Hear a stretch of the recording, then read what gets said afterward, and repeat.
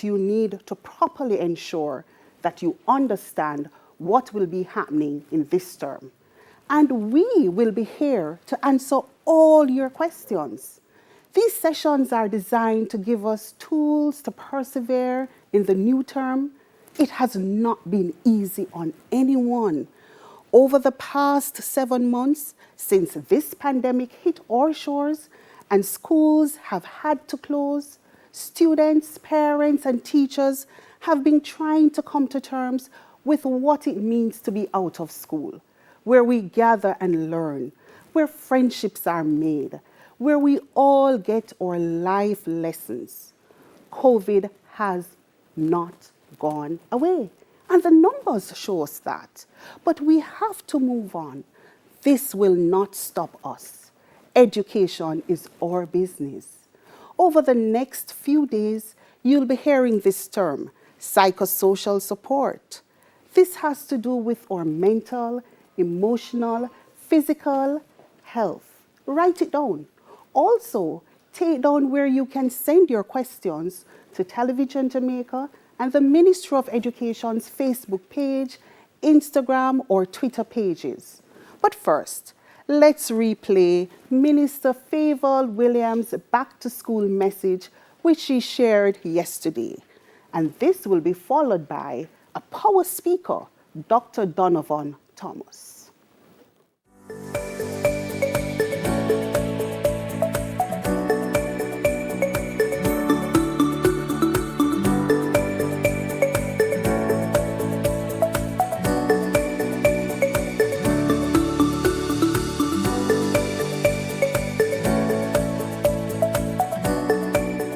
My fellow Jamaicans, good evening.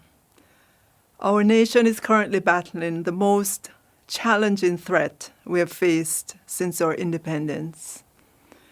It has forced us to find innovative ways to survive and in many cases brought us closer together. The pandemic has brought significant change to our education system, exposed risks and unveiled opportunities that we must take advantage of. We are a resilient people, and this resilience is being demonstrated by the unifying approach towards securing the education of our children. We commend the work of our teachers and school administrators, many of who have made personal sacrifices to ensure their students don't lose out. We must welcome the positive energy of our children in once again being engaged with their teachers and peers, while at the same time give support to each other to ensure we can secure for them a better future. We must work with our parents, administrators, teachers, and support staff as we seek to overcome this great challenge. Despite the challenges, our skilled and devoted teachers and principals have already planned and prepared for our children. We are grateful to the cadre of educators we have across the country who are making every effort to ensure that this generation is not left behind. As we have advised previously, public schools will begin classes with students remaining at home and receiving the teaching and learning experience in a number of different ways. The first approach is online through the Google Learning Management System, or LMS. We have been creating the email addresses for students and teachers, and we already note that almost 200,000 students have already logged in to become more familiar with the learning management system. The second approach will be broadcasting lessons on dedicated channels on TVJ, Ready TV, and CVM, the cable networks and radio stations. The national schedule has been sent to schools, and this will also be published on our website, on all the social media platforms, so that our students can know precisely at what time their classes will be on. The third approach is for the ministry to provide learning kits for students to utilize along with their textbooks and worksheets at home. The textbooks and workbooks will be available through the schools for pickup during the first week of the remote learning. Every student will have the government-issued textbooks and worksheets where applicable. For those students who live in deep rural parts of Jamaica and have to depend on the printed materials only, there will be special worksheets and practice books that will be printed and distributed to these students through their schools. Under the National Textbook Loan Scheme and the Primary Textbook Program, the Ministry of Education, Youth and Information is providing educational resources to include electronic resources such as apps at a cost of approximately $826 million. Let me reassure you that the ministry has been providing the full complement of textbooks needed by the schools for this term. For the lower primary level grades 1 to 3, the usual workbooks are being provided for integrated studies and mathematics. For the first time, the ministry will provide workbooks for the upper primary level at grades 5 and 6.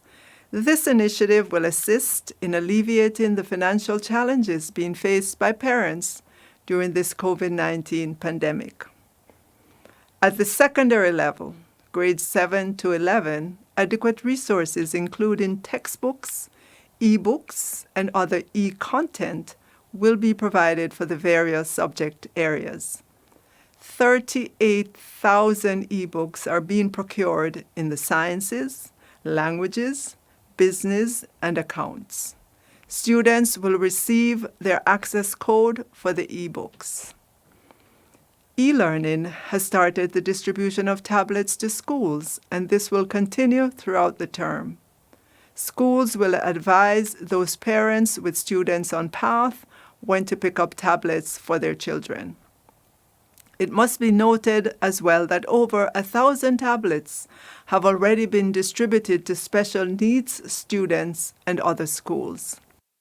Schools were advised additionally to distribute the existing 18,000 tablets that were already provided to schools before the pandemic.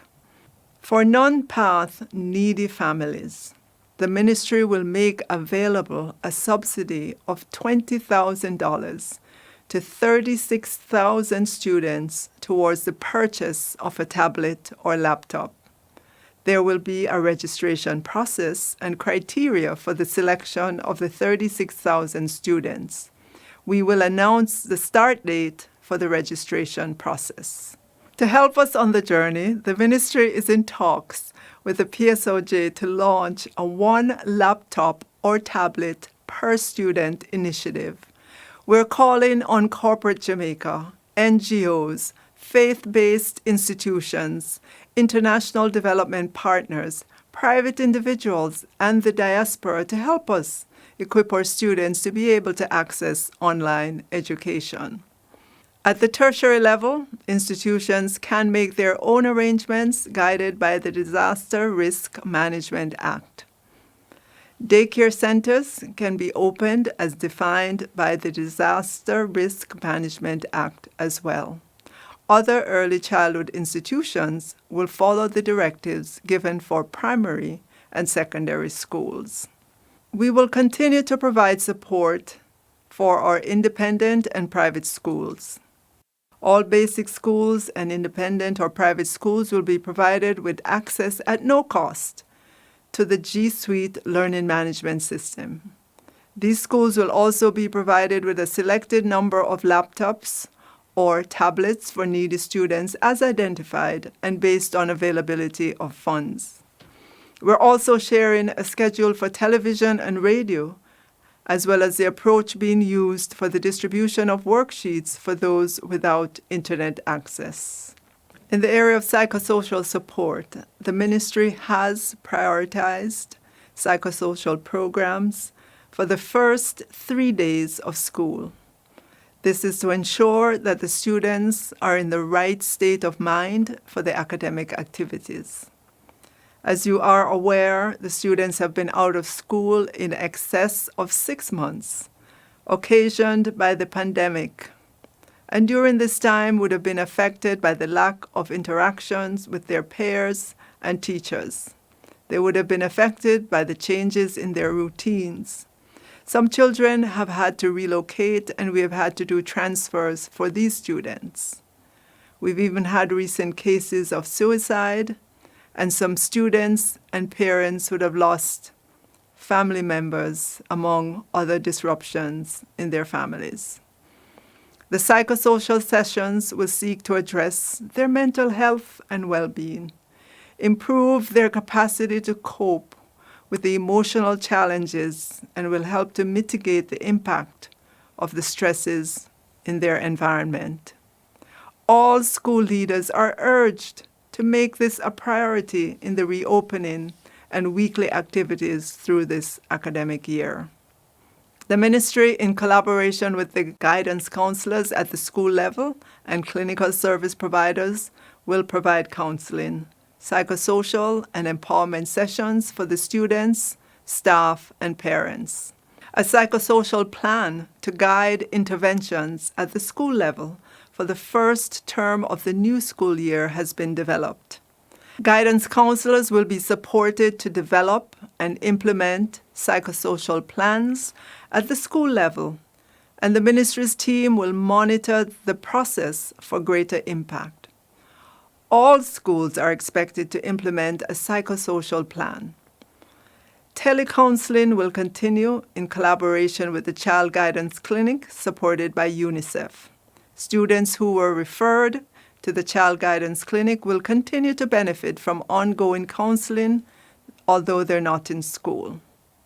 Of note, 35 psychosocial helplines for parents are available across all 7 regions through the efforts of the National Parenting Support Commission in collaboration with UNICEF, Victoria Mutual Foundation, and Fight for Peace. In the area of nutritional support, we understand the need for ensuring proper nutritional support during this period. So despite not being in school, the government is committed to providing nutritional support for our needy students. Nutrition Products Limited will be delivering baked products, milk, and water to parents who have children who are in need. These can be picked up at schools as of tomorrow. In addition, funds for lunch will be paid to the accounts of parents with students on PATH, and this will be done through the Ministry of Labour and Social Security. Parents and students, as you look forward to tomorrow, October 5, let me remind you of what will take place during the first week of school. On Monday, Tuesday, and Wednesday, Psychosocial Sessions will air on television, cable, and radio, and available on Television Jamaica YouTube, onespotmedia.com, and One Spot Extra 1 and 2, as well as Ready TV. In addition, Hits 92 FM, Music 99 FM, Power 106, Love 101, Styles FM, among others, will broadcast at different times during the day. While this is happening, students, as directed by their school administrators, will pick up their textbooks and other learning material. Students will be guided in terms of the approaches that schools will be using for different grades to access lessons. Please note that there is no need to turn up to schools unless so directed, as schools have worked out a plan to ensure that all students can receive information on how to proceed. Parents will need to get in touch with their schools if you need additional information. The ministry has improved its communication strategy, and you can now contact us at the following 3 numbers: 876-618-3730, 876-618-6705, 876-618-6713. We're happy to say as well our call center is now up and running to respond to your calls. Additionally, we've made available an email address at educate@educate.gov.jm for back-to-school queries. This has been created, and already we're getting queries, and those are being responded to. A back-to-school website or landing page has been created, which is now live. This is called educate.gov.jm. The page will direct parents, teachers, and students to the relevant documents and resources for online or distance learning, and this is also zero-rated, meaning you do not have to have a data plan to access it. As I close, let me express sincere thanks to the many stakeholders, parents, teachers, and principals for all that you do each and every day as we work together for the safety and success of our children this school year and well into the future. Despite the obvious challenges brought on by COVID-19, we will be able to have a good year of teaching and learning in the virtual and remote environment. It is my sincere honor and privilege to serve as your Minister of Education, Youth and Information. Together, I know we will make this school year one of growth and achievement for all our children. God bless you all, and God bless Jamaica, land we love.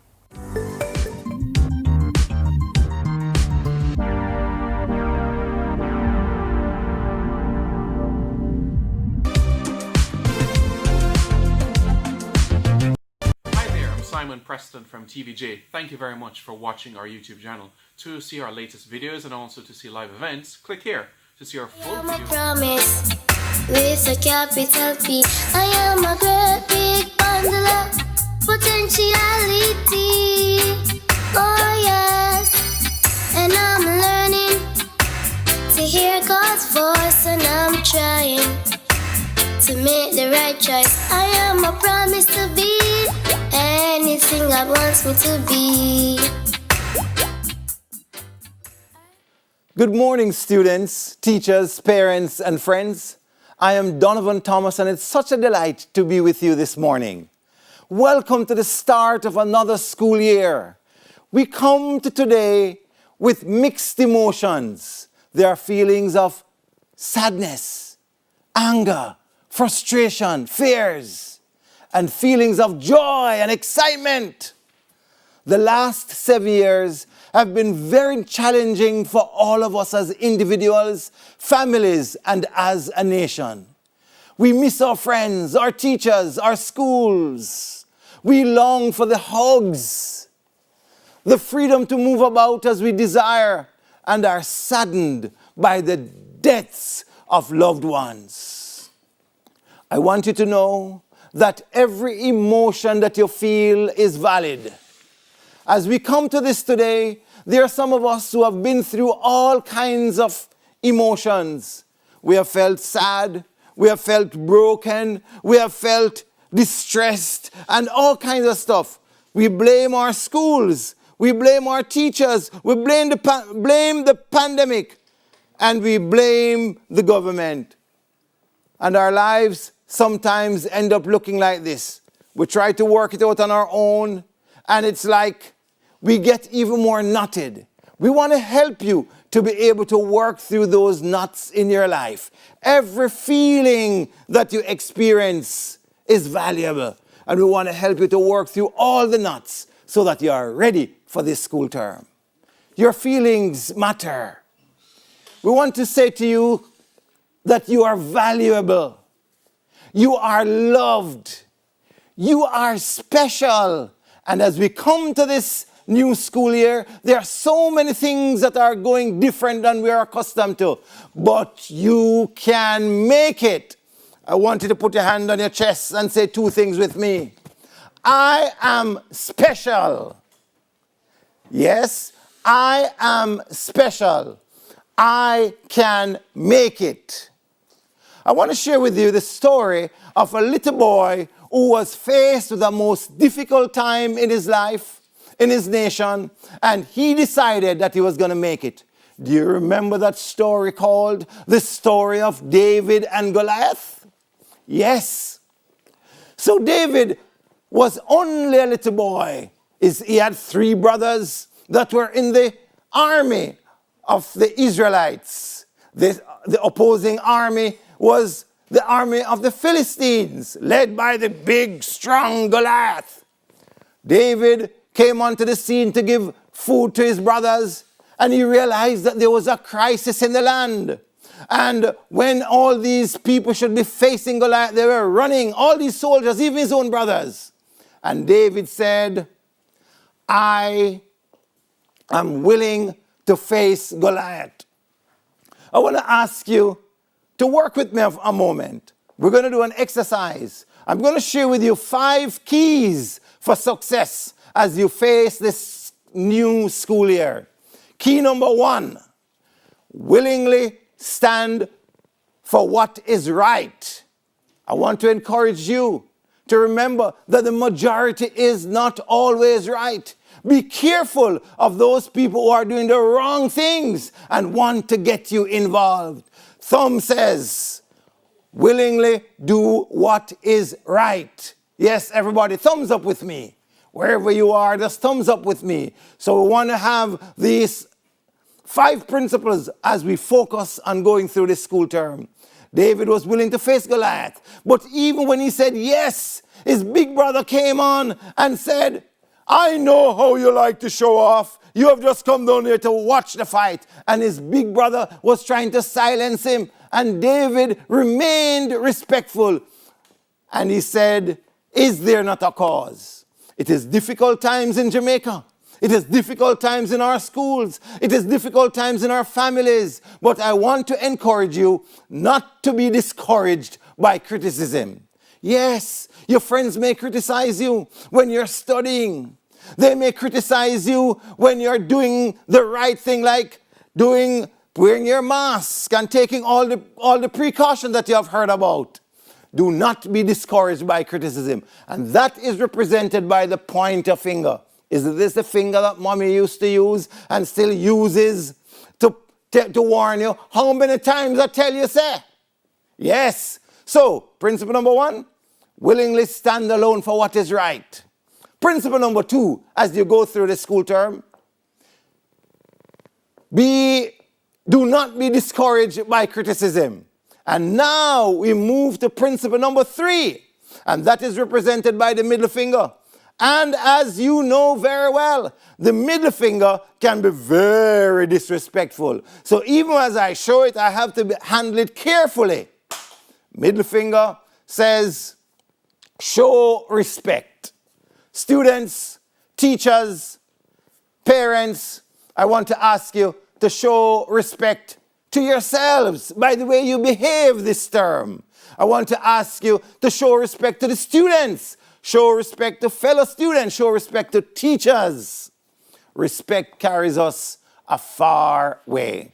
In the story with David and Goliath, David could have been disrespectful when his brother tried to rebuke him because he was standing up for the right. But David said, is there not a cause? There is a cause, my friends, my students, teachers, parents, for us to dig deep and be respectful. Parents, I want to remind you that this is a difficult time for our children too. I want to ask you, don't be like the parent who said to me, tell her, say, if she want to kill herself, to put on my knife and use something else and go kill herself.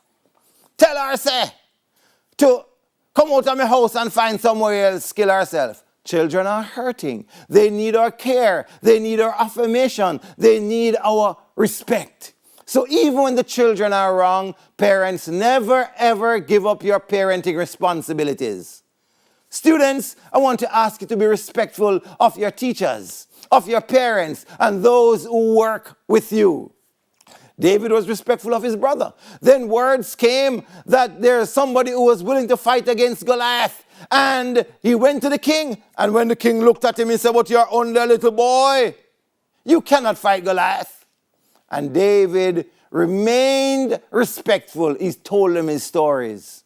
One of the challenges that we have is that when we feel disrespected, those are the times when we lose our calm. Those are the times when we become disrespectful and we use words that we wouldn't normally do. I want to remind you that anybody that pushes your button to get you to do anything that you don't want to do, you become their puppet.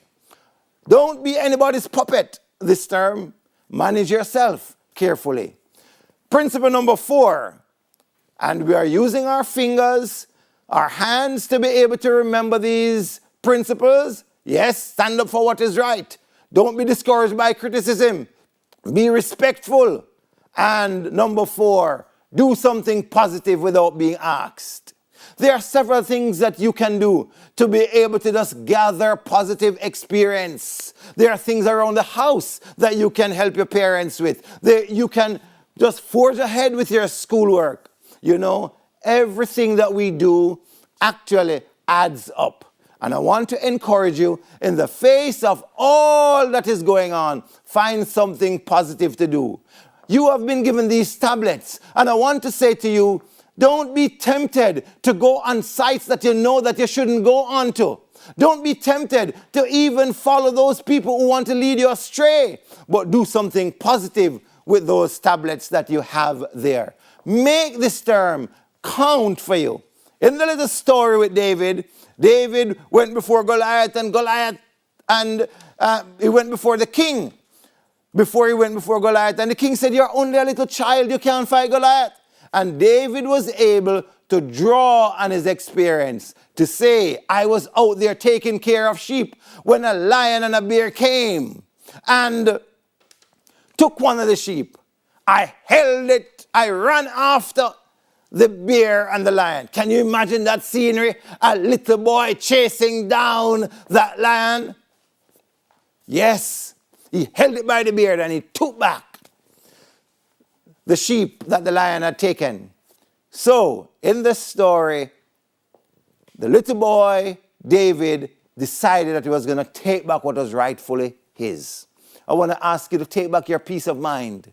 Take back the opportunity to study hard. I want to say take back the opportunity to grow in this tough time.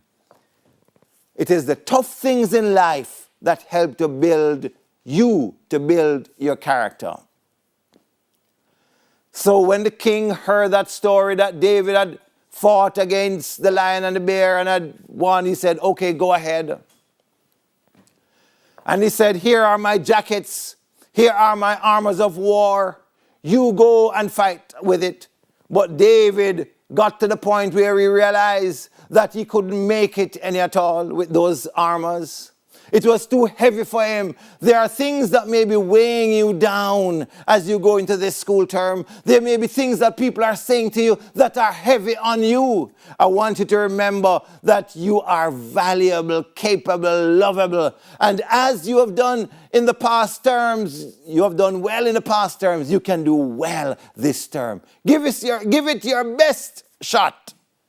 I want to encourage you, in spite of the difficulties, to forge ahead, gather positive experience. Do something positive today. Don't allow mommy to ask you to help with the dishes. Don't allow your teacher to say, "You go and do some more reading." Go ahead, forge ahead, and make the best of it. David went down to the riverside and he picked up 5 stones, and we know this story quite well. Principle number 4 says, do something positive without being asked. Now we get to principle number 5. And principle number 5 says, depend on God. And I want you to know that as we come to this juncture in our lives, that there's a God who is interested in us. David had proven God while nobody was watching. He was out there just gathering positive experience. But then there came a time when others were watching him and wondering what was going to happen. But he forged ahead. He depended on God. I want to encourage you as we face this term to depend on God.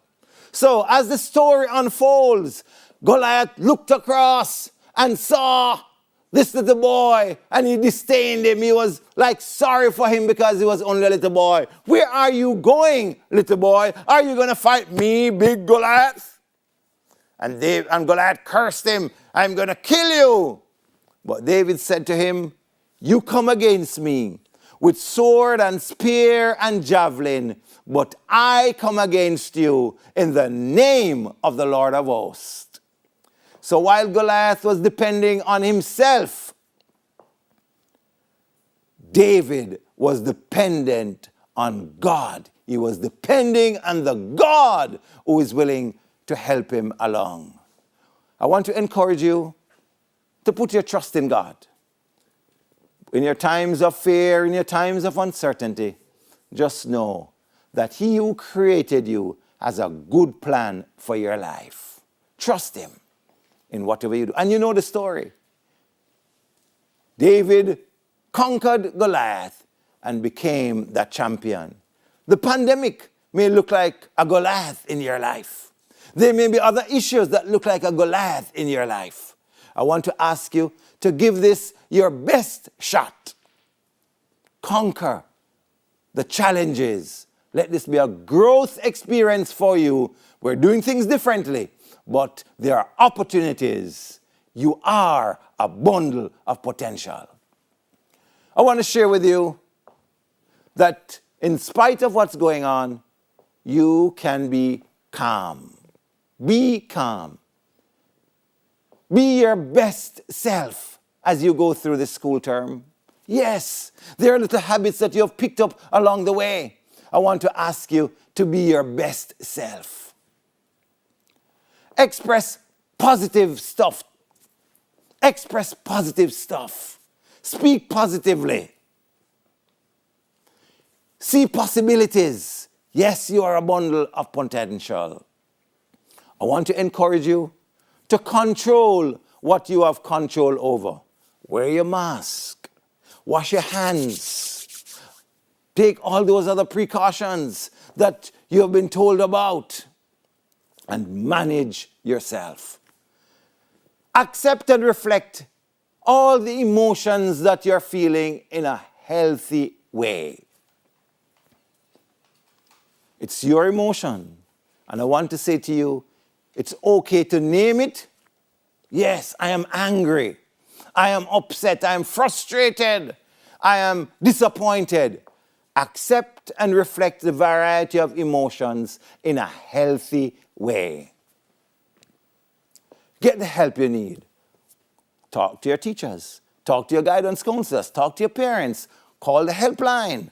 Get help to work through the variety of emotions. You can make it. Listen to wise counsel. Yes, there are people who want to offer bad counsel, and there are people who want to offer good counsel. We want to encourage you. Listen to wise counsel. I say to you, manage yourself properly. Manage your personal, family, and school situations to avoid any further crisis. It is difficult times in this Jamaica land we love. It is difficult time in the nations of the world. You have the potential to rise above this, and let this be a time of growth and development for you. I have in my hand a $1,000 note. If I fold it in two, how much is it? If I fold it in four, it's the same thing. If I crush it, it's still $1,000. I throw it on the ground and I trample upon it. It is still $1,000. It doesn't matter what you have been through, my students, teachers, parents, and friends. You have not lost any value. You are capable. You are lovable. You are valuable. You can make it. Yes, you can. Let's review those 5 principles that I want to ask you to practice as we go through this term. 1, stand alone for what is right. That's a thumb. Thumbs up, everybody. Yes, thank you very much. Then the pointer finger says, do not be discouraged by criticism. The middle finger says, be respectful or show respect. This fourth finger says, do something positive today. And the little finger says, be dependent on God. You are a bundle of possibility. You can. Yes, you can. Let's pray. Lord, I pray that you just bless our teachers, our students, our parents in a very special way. We pray for your favor upon this term. In Jesus' name we pray. Amen. Have a great term and push for excellence. You can make it.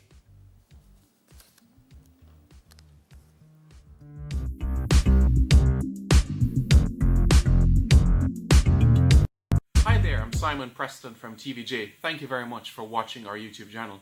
To see our latest videos and also to see live events, click here. To see our full videos on onespotmedia.com, click here.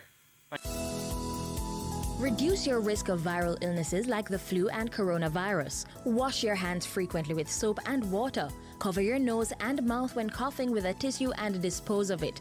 Avoid close contact with anyone with a cold or flu-like symptoms. If you become ill, please visit your doctor or the nearest health center and share your travel history. The flu and coronavirus can kill. Let's protect each other.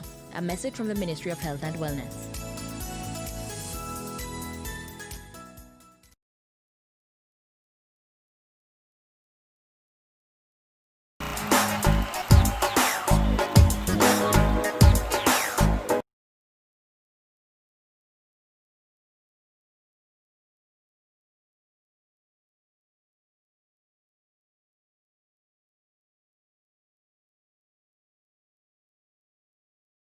COVID-19 tip. Protect yourself and others from getting sick by washing your hands after coughing or sneezing, when caring for the sick, before, during, and after you prepare food, before eating, after toilet use, when hands are visibly dirty, and after handling animals or animal waste.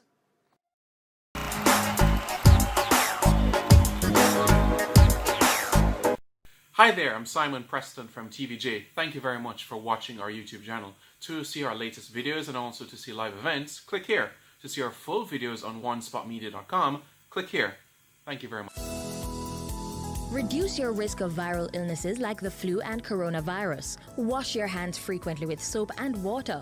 Cover your nose and mouth when coughing with a tissue and dispose of it. Avoid close contact with anyone with a cold or flu-like symptoms. If you become ill, please visit your doctor or the nearest health center and share your travel history. The flu and coronavirus can kill. Let's protect each other. A message from the Ministry of Health and Wellness.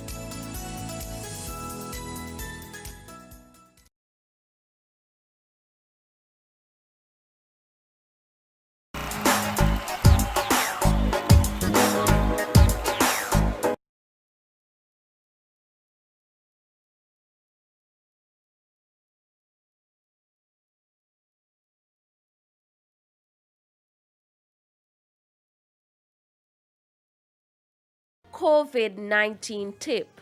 Protect yourself and others from getting sick by washing your hands after coughing or sneezing, when caring for the sick, before, during, and after you prepare food, before eating, after toilet use, when hands are visibly dirty, and after handling animals or animal waste.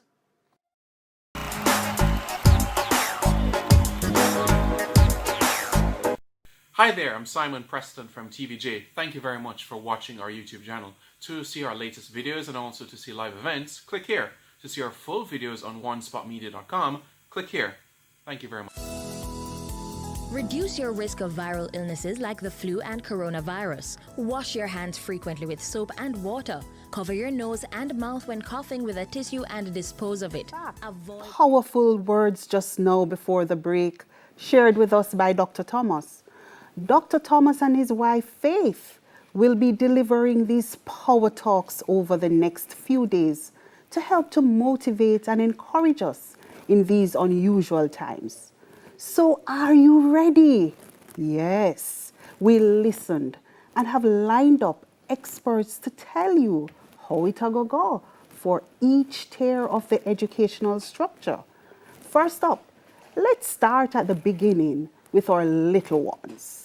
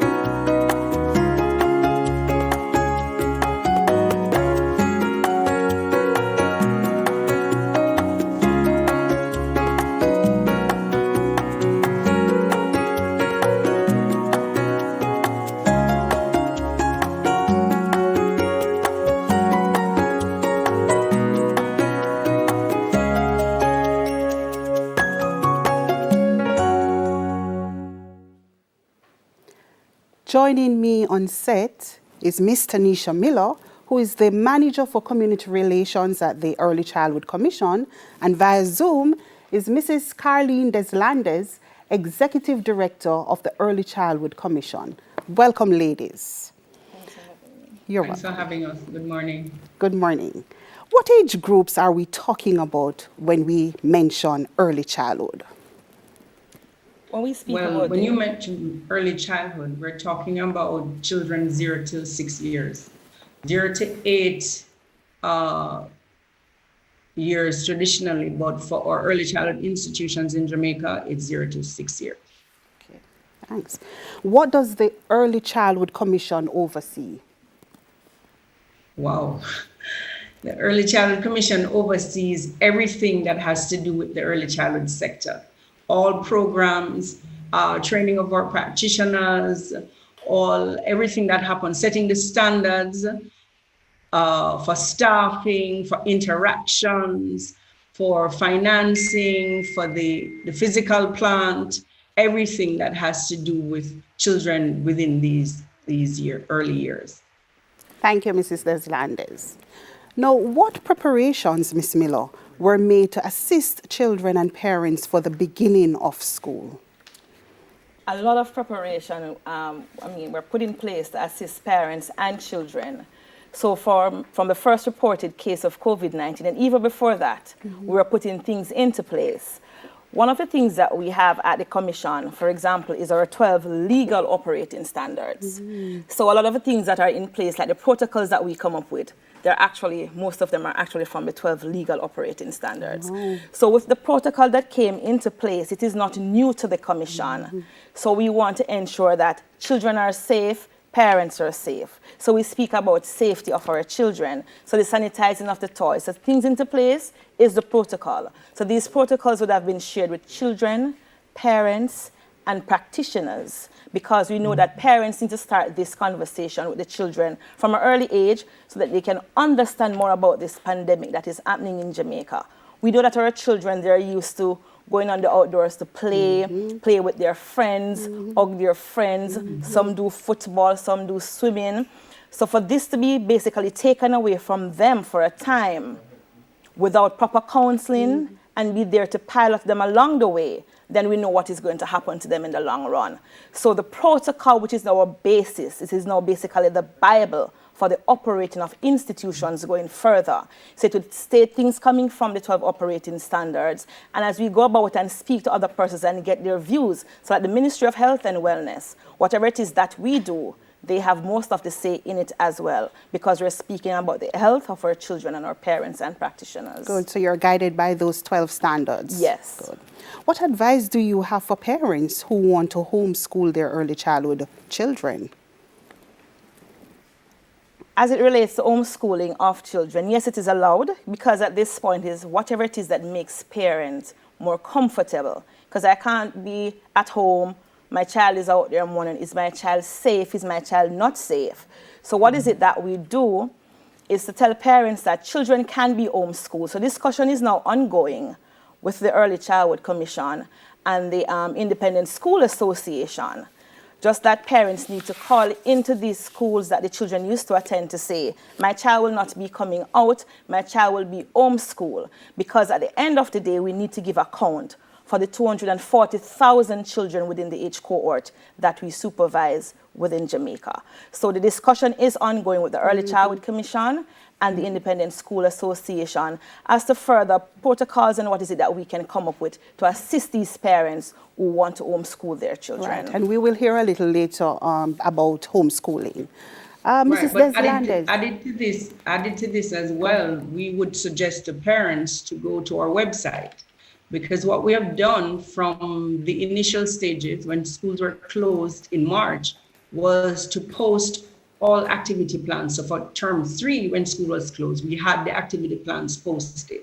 So now we're in term 1, September term, children go out, new uniform, new lunch kit, new school bag. Now we're saying, with that not happening, go to our website, our COVID corner. You'll see all the activity plans for all the age groups. Call the Early Childhood Commission as well if you're having challenges understanding, and we will facilitate your understanding what to do. So there are a lot of activities on our website for parents, caregivers to do at home with the children. Thank you, Mrs. Deslandes. Mrs. Deslandes, parents are concerned. How long, in relation to screen time, what are the recommendations? Well, the recommendation from the commission is based on the research, and it is 1 hour cumulative for the day. So what we're suggesting, while we post the activity plans on our website, what we're also suggesting is that you do it in small chunks. So you take a first 10 minutes and you have a discussion with your children.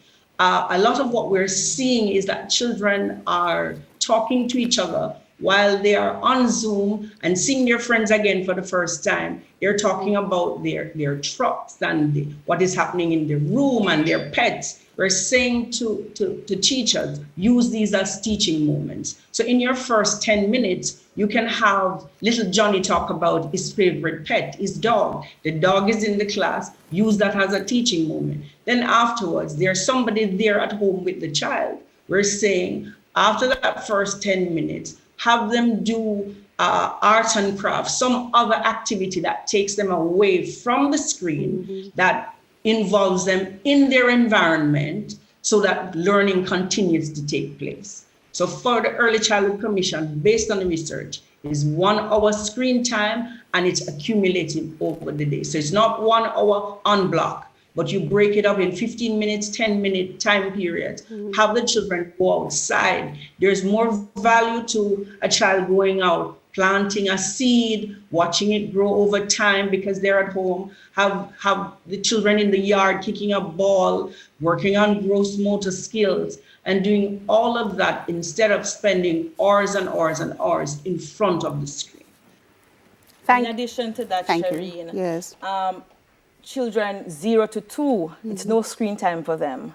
Because, that doesn't aid in their development process. So sometimes there's a baby, the baby's crying, and a parent feels as if it is I put a baby in front of a television or a tablet and there's cartoon going on for the entire day, that is what keeps the baby quiet, but it is not the right thing to do. So 0 to 2, it is no screen time. Okay. Above that, as Mrs. Deslandes would have said, it is 1 hour and you break it up in chunks. So what do you recommend for 0 to 2? 0 to 2 is more stimulating. So have a conversation with the baby.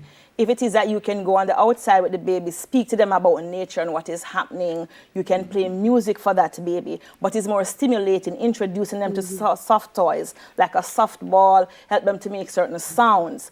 And when you're doing this, you don't use baby language either. You speak to them in a language that we would use every day. Not a doggy or toy. No, it's a dog, it's a toy, because you're helping to build your vocabulary while we do that as well.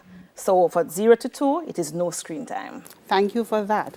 Mrs. Deslandes, you alluded to the COVID corner, but do you have any other material that parents could access to help their children in this time? Well, we have printed material that we're sending out to schools. There are several websites that our community relations officers communicate with parents. There are actually 58 such WhatsApp groups that our community relations officers have. And then we're doing content for television and radio. We're working with the Ministry of Education Media Services unit and developing content for TV and radio for our parents, children, and caregivers. And on all our social media platforms. Thank you, Mrs. Deslandes. Yes. And in adding to that, for parents, we have presently 74 parent places. Now, because of the pandemic, these parent places, they are now being held virtually. So via Zoom and via WhatsApp groups. So we share the information with the parents via that platform as well. So the activity plans that are posted on the website, these are sent into these WhatsApp groups for the parents. They do the activities with the children and they send back what is it the children did to the WhatsApp groups. And our officers look at it, vet it, say, have a conversation to say, yes, you're on the right path with the children. And sometimes for these groups, we have social workers and counselors that come on Zoom and they do presentation to the children as well. So we involve the children at all stage of whatever it is that we're doing. And we also try to make the lives of parents much easier at home. Okay, thank you. Ms. Miller, at this age, they're usually mingling with their friends, you know, and this is a part of their growth and development. How do we get around this in this difficult time?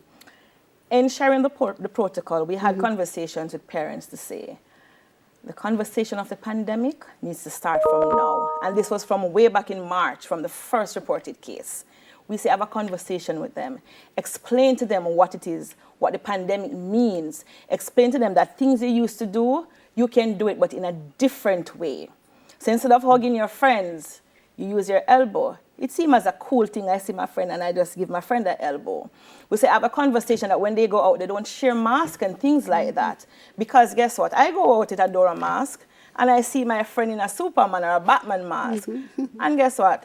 I'm a fan of Superman or Batman, so I want to exchange masks. So you have that conversation to say, no, you can't do that. You can no longer share your drink with your friend. So once it is the conversation starts from early, the children will get it eventually. And once we practice it as adults and parents practice it at home, the children will eventually get it. Children are visual learners. So once they see something happening within the society, they try to adopt to that norm. But you find other activities to engage them at home. If you go to our website in our COVID corner, we have games that the parents can use to and involve the children at home as well. So as I said before, children are never left out at any stage. Whatever we do, we plan for our teachers, our children, and our parent. So nobody is left out within that equation. So just having the conversation with them, taking them on nature walk and explaining what is happening to them, get them more involved into having pets at home and caring for these pets. So as long as you're involving them, they will never feel left out of the process. You mentioned pets. Do you have any recommendations? Well, it all depends on the children, because some children have allergies. So maybe you'd have to speak with your pediatrician to see if it is a cat or a dog or a bird.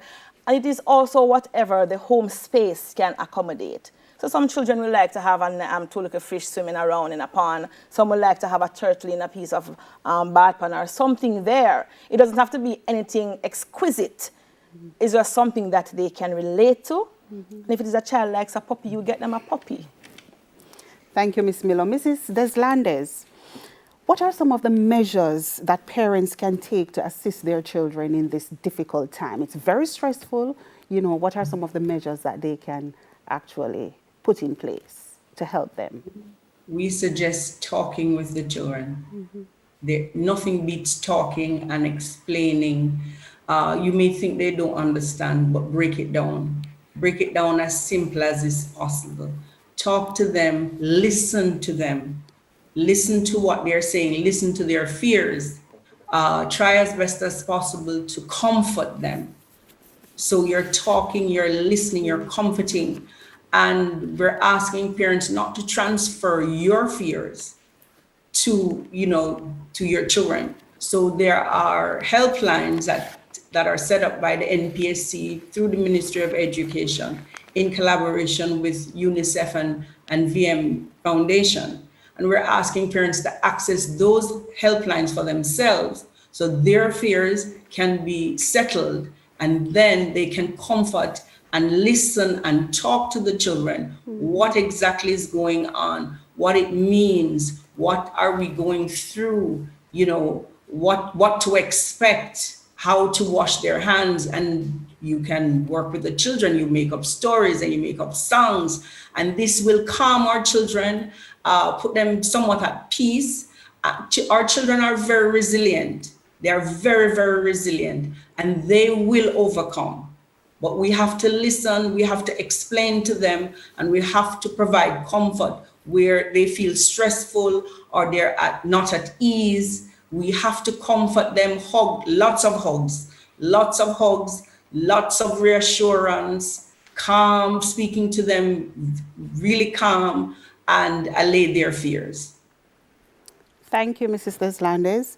Mrs. Deslandes, in terms of physical school, what assistance, if any, is being provided to early childhood institutions?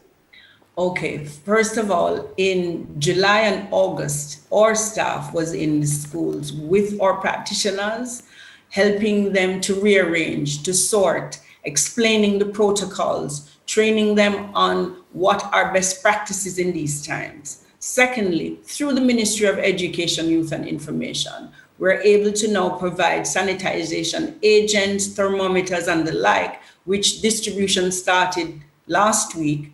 And so in this first phase, we're providing the most needy environments with sanitization agents such as bleach, hand sanitizers, and the like, so that the schools can be prepared for the reopening of schools. We have our partners, because you can't have quality early childhood without partnerships. So our partners have indicated interest and will also be providing sanitization agents, hand wash stations for our schools to reopen. Thank you so much. Ms. Miller, what is the Commission doing to assist practitioners as it relates to online learning? As it relates to assisting practitioners, and I would say assisting practitioners more, because we've always tried to assist them, is that we have partnered with NCEL and JTC, Jamaica Teaching Council, to ensure that teachers now become so au fait with these virtual platforms. So in actually using it to engage our children, it doesn't seem like a mammoth task for them to do. It becomes simpler. So we do the training with them. We also recently completed an inclusive training with Professor Sams Vaughan as well. So if it is that they have to deal with children with disability, the process is also easier. So nobody gets left behind. One of the things we encourage persons to do on a whole is to go on our website, and there we'll see about our Brain Builder Centers. So across the 14 parishes, we have 76 Brain Builder Centers. These are centers that caters to children 0 to 3, and it's free of cost to parents. And teachers that would have been in this space, they are trained, because the aim of the Brain Builder is to ensure that stimulation, nutrition, and protection is at the forefront. We don't want children to be left at home, so teachers know what is actually happening with these age cohort, 0 to 3, and they're there to better stimulate these babies. The nutrition is there because the school gets a grant to do that. So we engage teachers at all levels, the training via the platform, the training when our field staff goes in with them to look at the space that they have, the learning environment spaces, to see how best they can utilize it, and this training will never end. So the discussion will continue continue, and moving forward, more online practice will also take place via NCEL and JTC. Where can persons access the information, read the Brain Builders Brain Centers? Builder Centers, this information is also on our Early Childhood Commission website. So that says for children 0 to 3 mainly, because you know, when it is that parents are going back to work after that maternity break, most time there's nowhere to leave the babies. They have to leave them with a neighbor or maybe a grandmother, and the child is just left there. And as we talk about the screen time before, that is a no-no. The child is just there watching. So within this space, we ensure that it caters to the needs of those babies. So these institutions are provided with grants. So they have an internet grant, there's maintenance grant, nutrition grant. We want to ensure that there are no gaps when it comes on to our babies, because we need the society to know that we must get it right from the start, and it begins at 0. Not when the child is 3 or when the child is 4, it begins at 0. As a matter of fact, it begins from the babies inside that womb. Thank you, Ms. Miller. Thank you. Mrs. Deslandes, what are some of the specific protocols for the reopening of early childhood institutions? Okay, specifically sanitization. And as was said before by Ms. Miller, these are practices that were already in our standards. So you're talking about sanitizing the high traffic areas. You're talking about sanitizing the toys.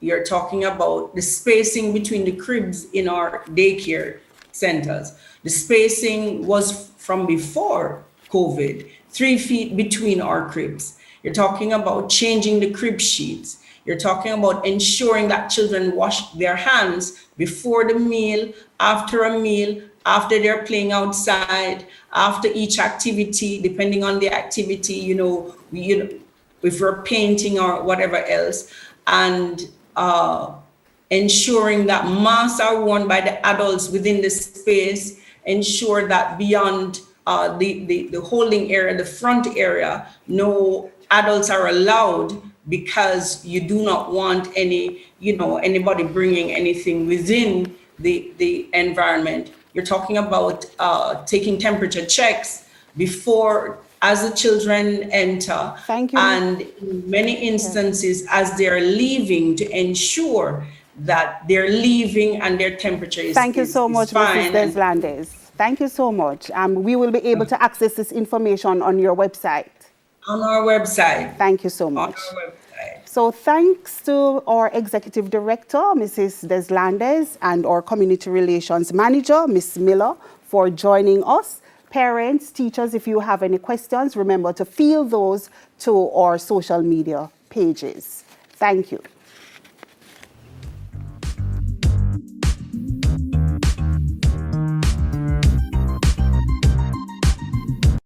Hi there, I'm Simon Preston from TVJ. Thank you very much for watching our YouTube channel. To see our latest videos and also to see live events, click here.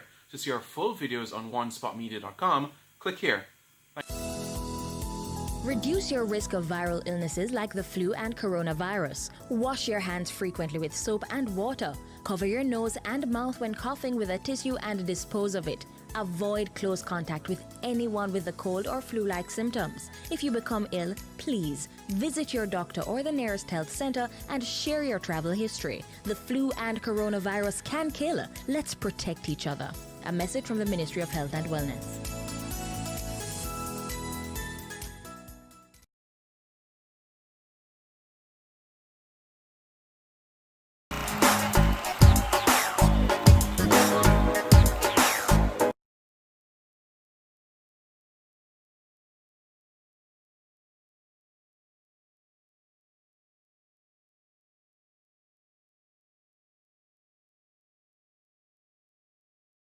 COVID-19 tip. Protect yourself and others from getting sick by washing your hands after coughing or sneezing, when caring for the sick, before, during, and after you prepare food, before eating, after toilet use, when hands are visibly dirty, and after handling animals or animal waste.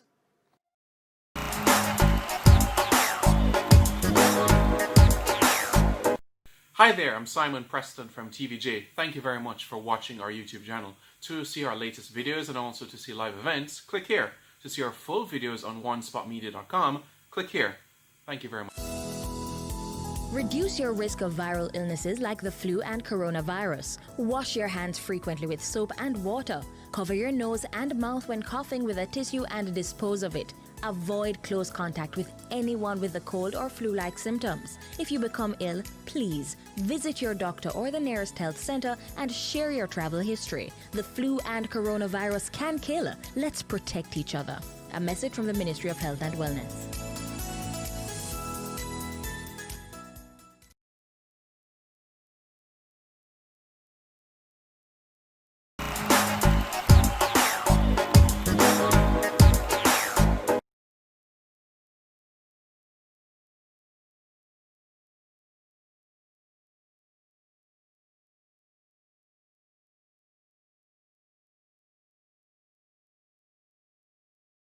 COVID-19 tip. Protect yourself and others from getting sick by washing your hands after coughing or sneezing, when caring for the sick, before, during, and after you prepare food, before eating, after toilet use, when hands are visibly dirty, and after handling animals or animal waste.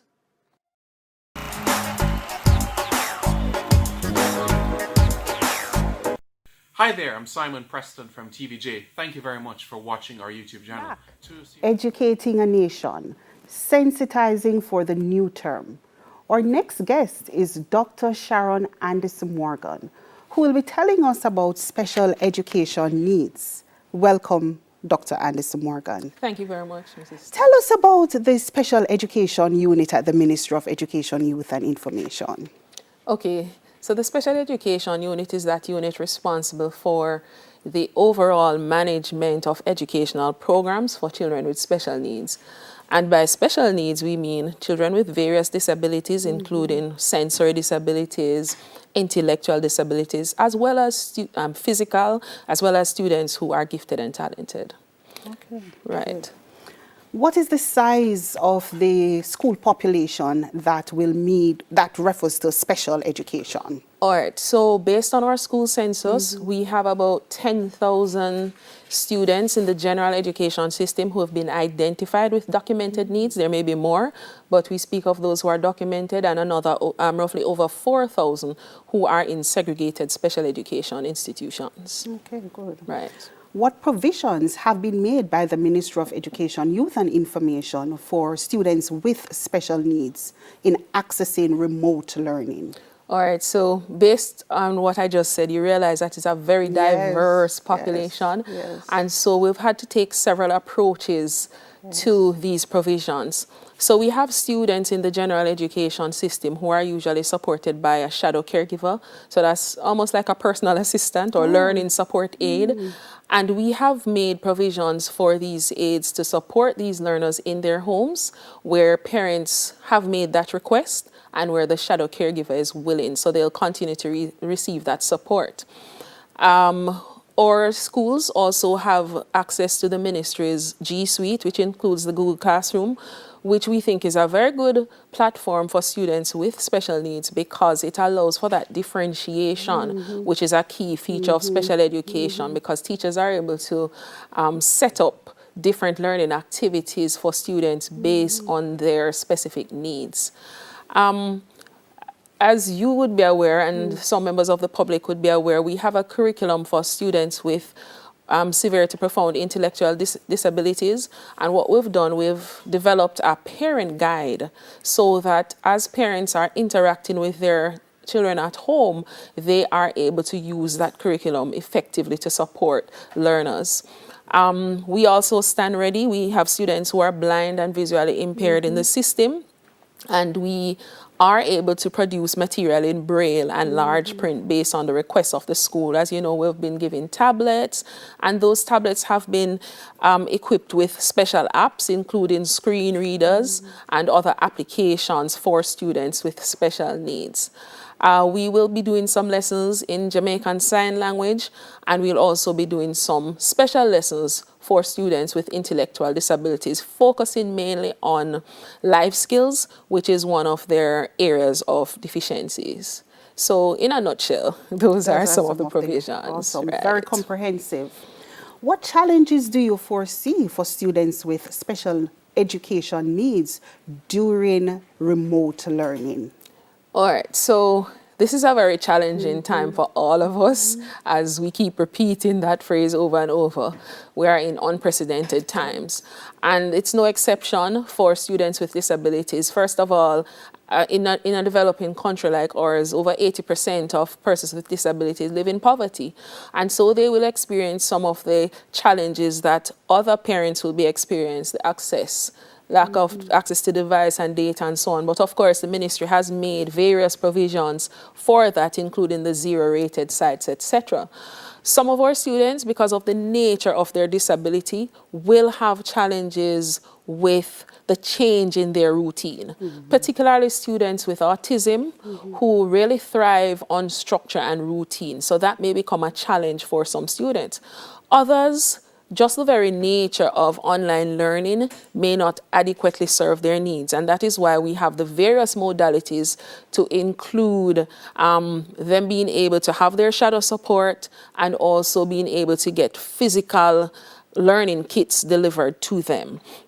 Parents sometimes may experience some frustration. Of course, the parents are not teachers, they're not special educators. And so they may be challenged in that, but we are here to support. We have our regional special needs coordinators, and we are just here to support if there is any frustration experienced by parents. Do you have any recommendations for parents who have children who are autistic? All right, so first of all, you must maintain that routine. Set up that structure, that physical space at home that is a lot like what the physical school would look like. So anything that would be familiar to the school setting would be important in that structure. Use your visual schedule so the student knows what's going to happen first, what are we doing first in the morning, what's next, and so on. Set up those breaks, because those breaks are going to be critical. Awesome, good. What role should parents play in helping their child with special needs thrive during remote learning? All right, so parents usually know their child very well, and the communication is going to be critical in this time. It's a partnership. We're all learning. We've never done this before. None of us have lived through a pandemic, and so parents have to communicate with their child's teacher. Communicate, communicate, communicate. Share with teacher how your child can be best supported so that they're able to provide that kind of support. Of course, I said before, set up that routine, set up that space, and just continue to encourage your child, give them time outside of the academics. One important thing, replay those lessons. So if you have lessons recorded on your Google Classroom, etc., replay them, because children with special needs may need to go at a slower pace. And so the opportunity to listen or to watch that lesson again is also going to be a very important factor in ensuring that there is no learning loss, there is no misconception, and also provide feedback to teacher. If this didn't work for your child, let teacher know so that the best practices can be continued, but changes can be made where necessary. Awesome. How can students with special needs ensure that they are benefiting from the remote school experience? All right, so first of all, we have to be mindful that this is a new school year, and some of these teachers have never taught these students before. And so the student can also help teacher to understand how are you best supported. So for a student who is in the general education system in a regular high school or primary school, reach out to your teachers and let them know what are some accommodations that are necessary for you, modifications. Would you like set up consultation times so there can be one-on-one to reinforce concepts, etc. Also, be up and ready for class. It's not a vacation. You need to be up and ready. You need to have all your tools prepared, but you really also just need to stay in that constant dialogue with your teacher so they will know how to support you. Okay, good. But how can teachers support students with special needs in their classes? All right. Again, reach out to parents, right? Reach out to parents so that we don't want to be assuming the support that the child needs. You want to be on point so that no time is wasted and their specific needs are catered to. So sometimes a teacher may see a child probably in a wheelchair and assume that they need lots of repetition of information and small chunks of information when intellectually they are on target and may not need that. What they may need is someone to probably provide writing support, so the teacher has to know the specific support. I probably should have said this first. The teacher needs to start from a place where they understand that this child with special needs has all the rights to access education as any other child in their class. If they start with that, then they will not have any difficulty catering to the need because they will know it's this child's right. And so whatever it takes, whatever accommodations and modifications that are needed, then that needs to be provided. And again, we are here to support. So if a teacher is challenged in any way, reach out to the regional special needs coordinator, reach out to the special education unit, and we will provide as much support. We have been doing training and we will continue to do training as we identify needs in the system. And so we are here. That's critical. I know that teachers want to know that they are supported in this, and we are here to support. And parents want to know too. Right. And what support are we offering to our parents? I know that you indicated that training would have been done, Right. but what support can we offer to our parents? All right. So far we have engaged our parents in some psychosocial support sessions, and we will continue to do that. We are going to be having a wide-scale parent sensitization coming up later this week into next week. And so the support we can offer to parents is, one, we will be training them as well, because they now become the support at home for the teacher. So training them, providing them with the skills that they need to support their child, and just being there to support them emotionally. Because, when your child is going out to school, you do get that break, during those 8 hours or 5 hours that your child is away. But the parents will also need some emotional support, and the facilities like with the National Parenting Support Commission and the other helplines are still available to parents of students with special needs.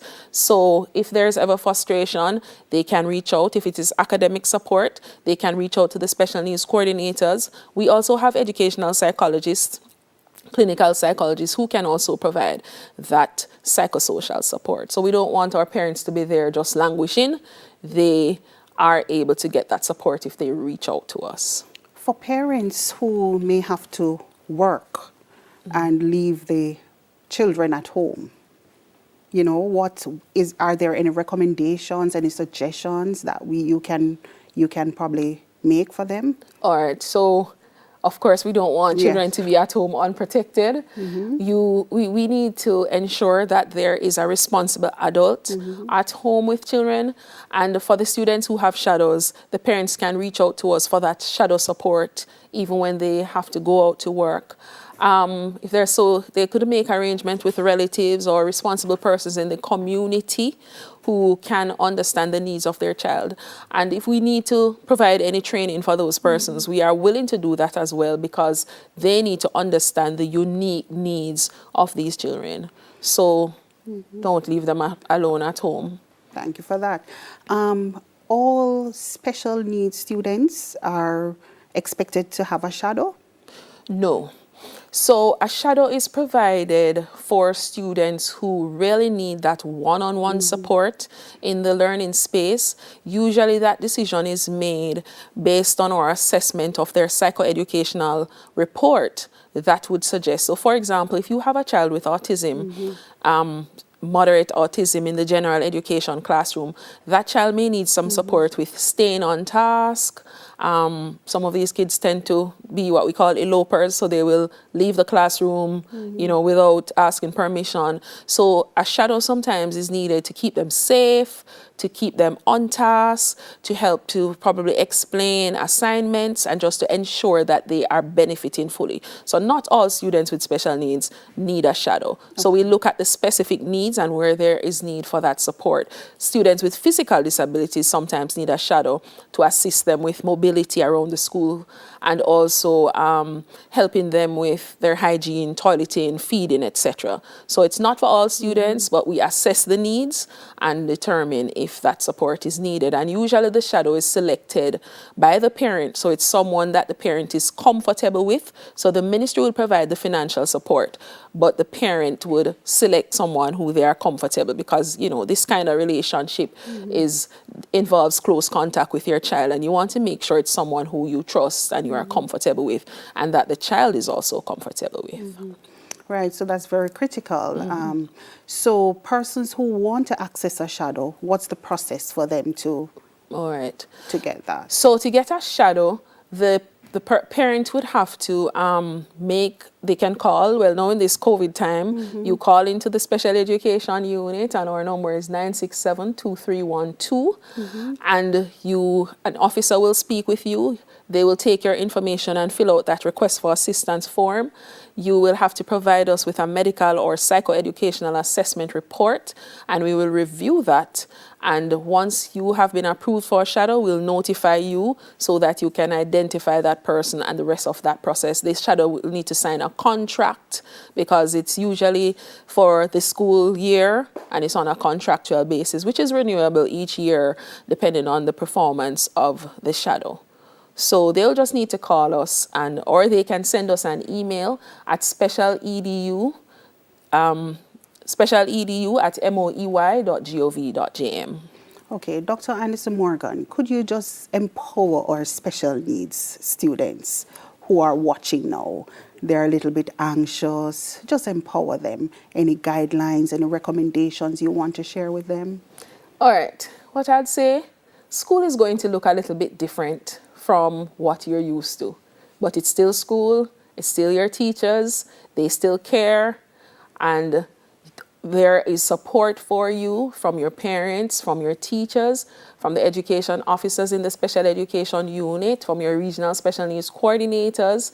The Ministry of Education stands ready to provide the support that you need, and you can.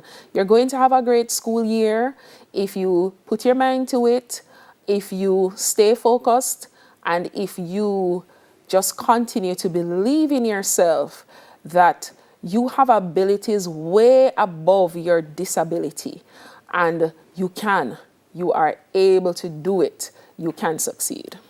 Awesome. For parents? For parents, you may be a little nervous, you may be a little anxious, and I wouldn't say necessarily there's no need to be, because this is new.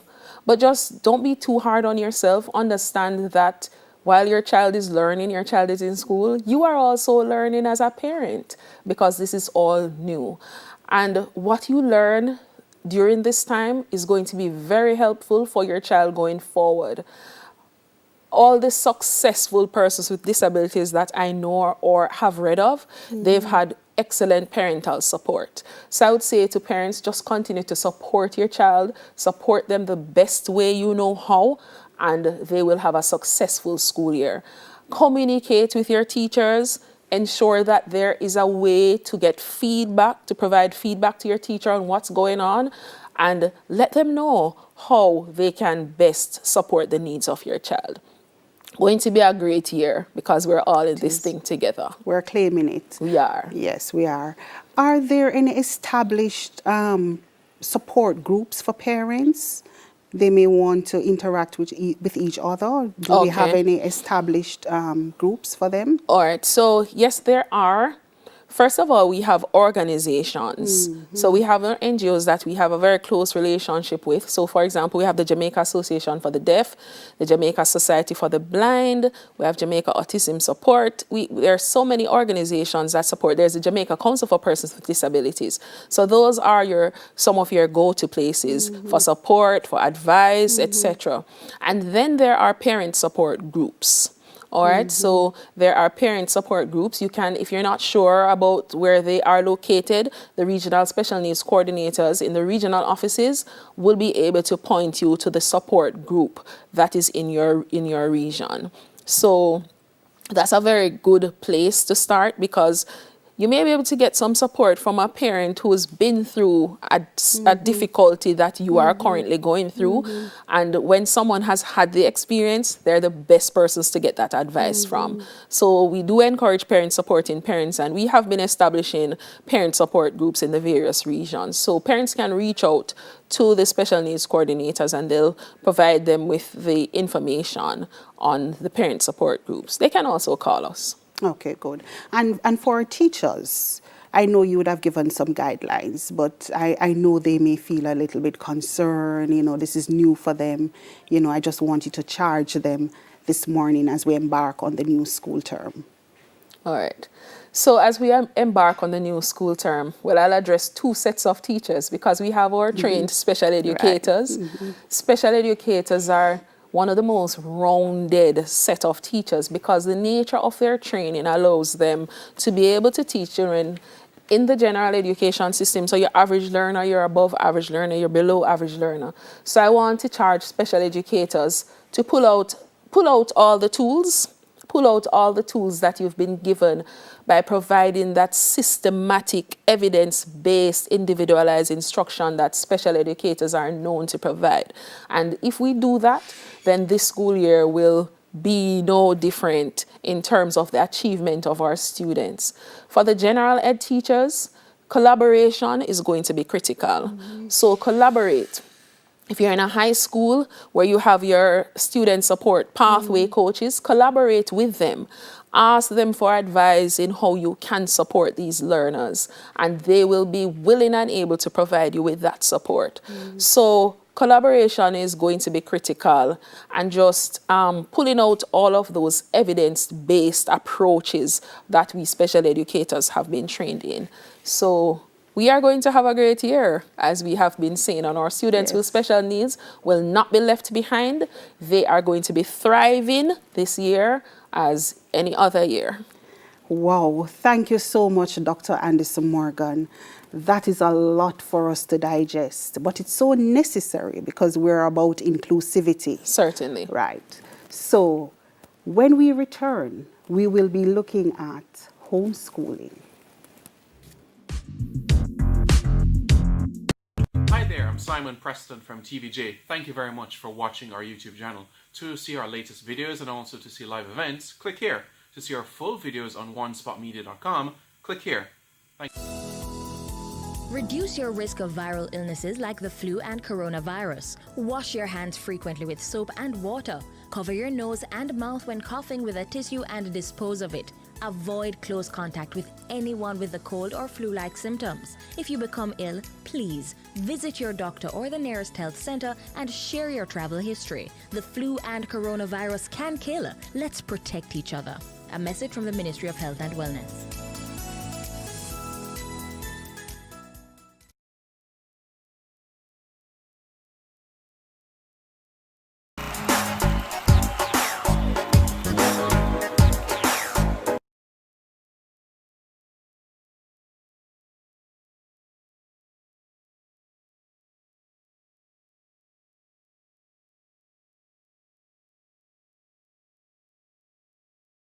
COVID-19 tip.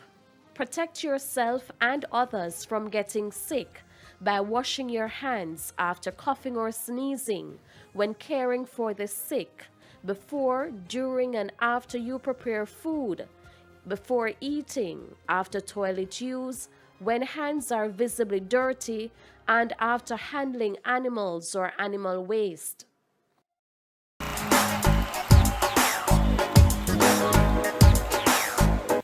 Hi there, I'm Simon Preston from TVJ. Thank you very much for watching our YouTube channel. To see our latest videos and also to see live events, click here. To see our full videos on onespotmedia.com, click here. Thank you very much. Reduce your risk of viral illnesses like the flu and coronavirus. Wash your hands frequently with soap and water. Cover your nose and mouth when coughing with a tissue and dispose of it. Avoid close contact with anyone with a cold or flu-like symptoms. If you become ill, please visit your doctor or the nearest health center and share your travel history. The flu and coronavirus can kill. Let's protect each other. A message from the Ministry of Health and Wellness.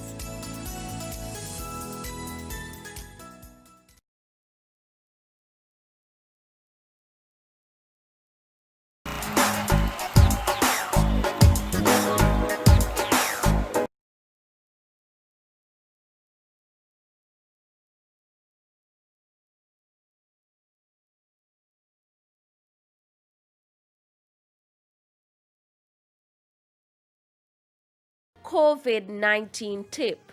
Protect yourself and others from getting sick by washing your hands after coughing or sneezing, when caring for the sick, before, during, and after you prepare food, before eating, after toilet use, when hands are visibly dirty, and after handling animals or animal waste.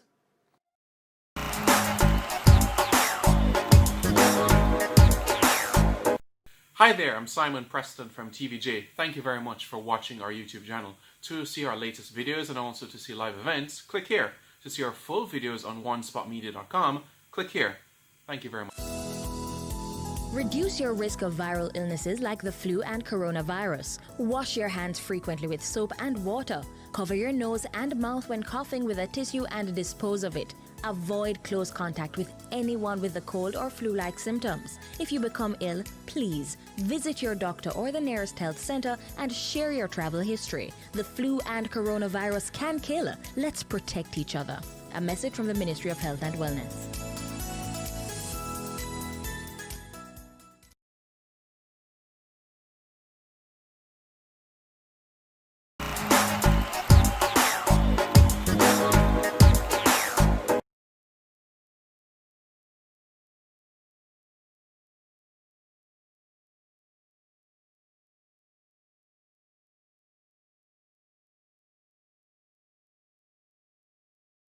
COVID-19 tip.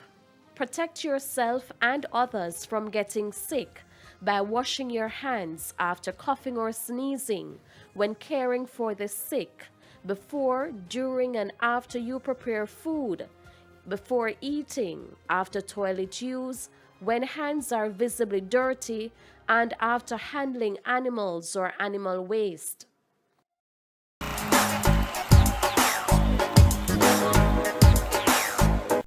Hi there, I'm Simon Preston from TVJ. Thank you very much for watching our YouTube channel. To see our latest videos and also to see live events, click here. To see our full videos on onespotmedia.com, click here.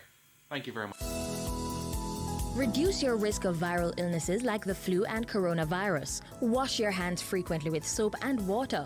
Cover your nose and mouth when coughing with a tissue and dispose of it. Avoid close contact with anyone with a cold or flu-like symptoms. If you become ill, please visit your doctor or the nearest health center and share your travel history. The flu and coronavirus can kill. Let's protect each other. A message from the Ministry of Health and Wellness.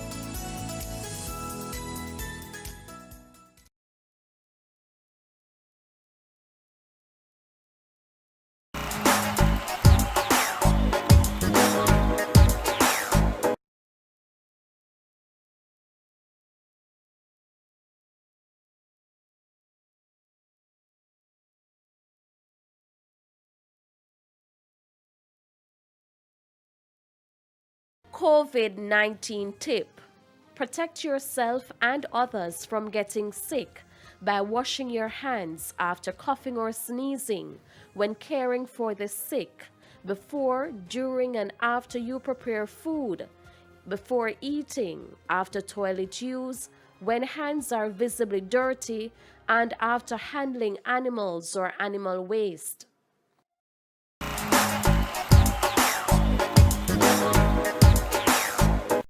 Hi there, I'm Simon Preston from TVJ. Thank you very much for watching our YouTube channel.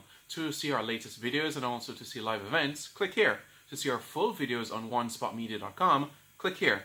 Thank you very much.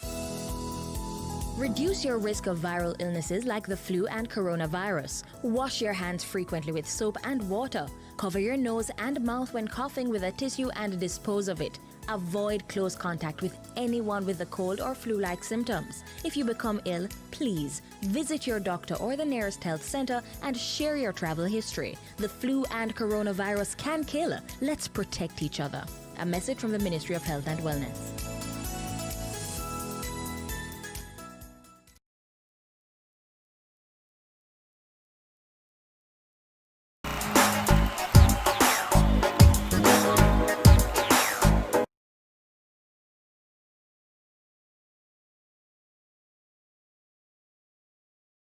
Welcome back. So many of you would have probably started this when school ended abruptly, homeschooling in March. You may want to put some plans in place. So today we have on set with me Dr. Euphemia Burke-Robinson, who is going to be sharing some information about homeschooling. Welcome, Dr. Burke-Robinson. Thank you so very much. Good. Thank you. What is homeschooling? Thank you for that. Simply put, homeschooling is where we have our children. They are exposed to education in the confines and in the security of the home. And this is taken care of, the responsibility of this is taken care of by the parent or by a family member or by a tutor that the parent or guardian would engage to take care of education for that child in the safety of the home. Okay. So what is the difference between homeschooling and remote education? Right. So remote education, this happens in the situation where you have the children or the students are at a place that is not in the same setting where the source of education is. And so the students should conform to the timetable of an institution, of the institution. They would also be exposed to instruction from teachers that are preparing these instructions for students who are at a remote place. This can be facilitated on many different platforms. As opposed to homeschooling now, the facilitator may be there in the home with the student, while the facilitator may be at a remote location, but the expense of homeschooling is taken care of by the parent or by the legal guardian. Okay, good. All right, so what are the benefits of homeschooling? A number of parents have opted to homeschool their children. What are the benefits? Right. So homeschooling provides this unique opportunity for the instruction to be customized and to be individualized to the students' individual needs. And this is not something that is sometimes very possible in the public system. But with homeschooling, you can customize the instruction for the students. Also, some parents, they want to be very influential in their students' lives. And so homeschooling provides that beautiful opportunity.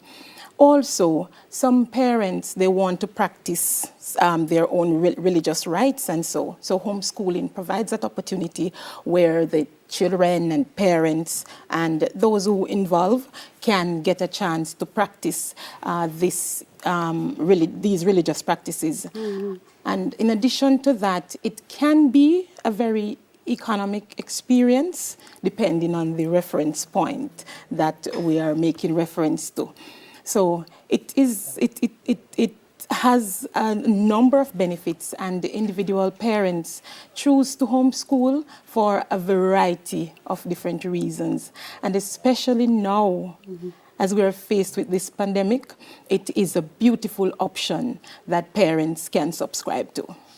How do parents go about customizing the information for their students? All right, so it is important that parents get to know their students, the children, rather. And the thing is that knowing the children means that you're going to know the children from a pedagogical perspective. So you're going to know the children's interest, right? That's very important. And in that, you parents can do an interest audit. In addition to that, you're going to ensure that you know the student's learning style. Very important. Is this child a tactile learner? You're going to also ensure that you engage the Ministry of Education. It's very important that you engage the Ministry of Education so that we can give you the necessary registration for engaging homeschooling. And where at the Ministry of Education should parents make contact? Sure. The Independent Schools Unit in the Ministry of Education has the responsibility for registering, for assessing the homes, for monitoring the children in homeschool. So it is really the responsibility of the Independent Schools Unit within the Ministry of Education, Youth and Information. Okay, thank you. Earlier on, you told us about the benefits of homeschooling. Are there any downsides to homeschooling? Well, from the research, individuals usually talk about just the social aspect and that social development for our students. And so while in the public school system, socializing is almost an organic fit in that setting. With homeschooling, parents has to exert deliberate effort in getting this social element in the student's development or their child's development when they are homeschooling. So that is one downside that we have been faced with, and so we encourage parents that are interested in homeschooling to just try to fit the social element into the curriculum, into the program for the students, because this is a very important part of the students' development.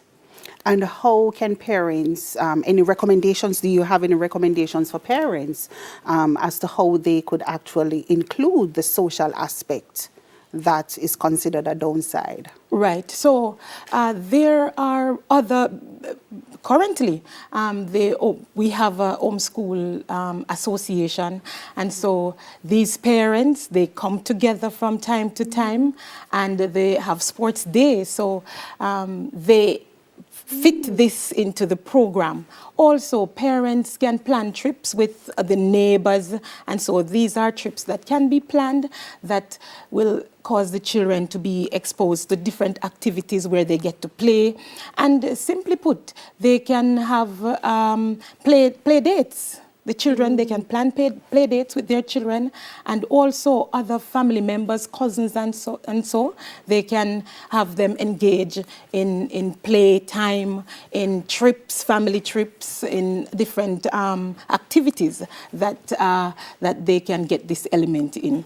Also, they can facilitate, have the children engage in a time where they have simple phone calls that, you know, they get to interact with other family members, other children of their own age, and other children that have their own interests. Okay, thank you. What are some important tips for parents regarding the learning or instructional environment? Thank you so very much. Now, what we recommend is that the parents identify a space for instruction. And I wanted to note that I didn't say for learning, because learning is continuous, right? But for the purpose of instruction, this area can provide some amount of structure for the parents and for the children and for the person who is engaging the student or the child in the instructional activities.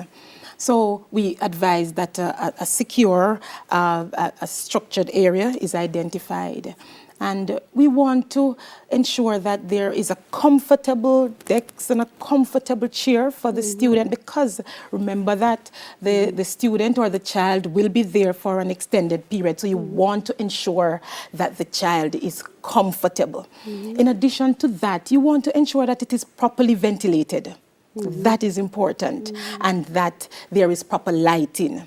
And you can embellish the area with a plant or so, or you can also have some soothing music for the child to listen to, because these things, based on the literature, they enhance and they stimulate learning. So we want to ensure that we do that. In addition to that, we want to ensure that we establish a timetable. This is important also because it provides some amount of structure for the child. And the literature, based on what the literature is saying to us, that children operate best when they have a structure to work in. However, it does not need to be very rigid. So homeschooling allows for this beautiful flexibility in which the children can operate and work. So we encourage our parents to establish this program.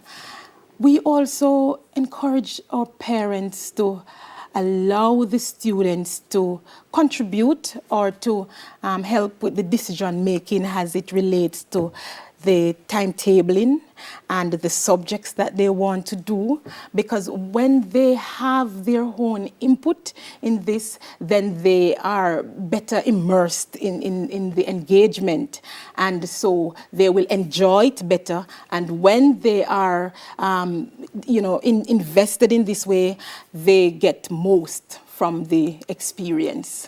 But if a child only wants to do one subject, has only interest in one subject. Right. So that now is where the tutor or the parent, if the parent is a tutor, it's going to call now for the person's own creativity in getting the children exposed and getting the child to like the other subjects. And we have to ensure that we share with them the importance. That is very important.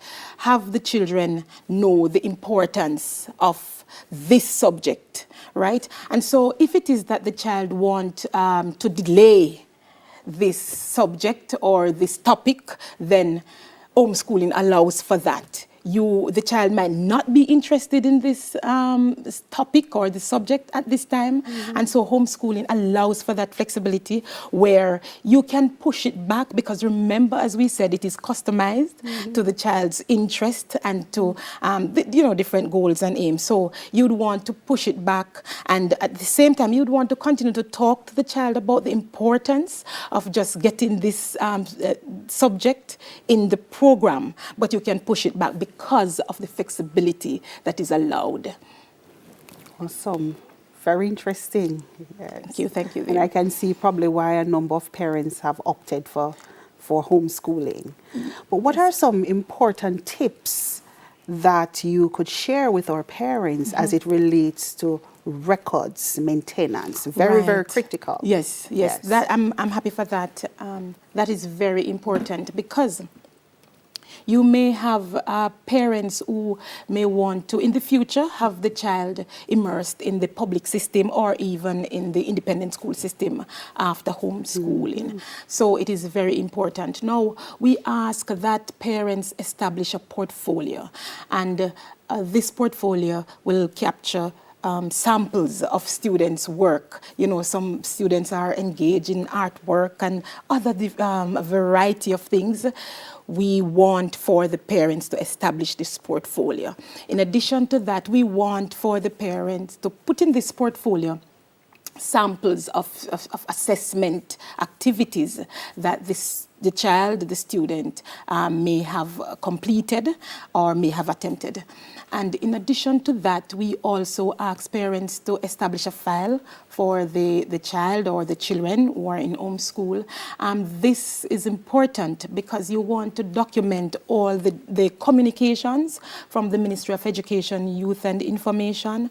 You also want to document the feedback that you would get from an inspector or or an education officer, when they do visit or when they do have these conference online, you'd want to document them so that you have them. You'd also want to document information about your tutor.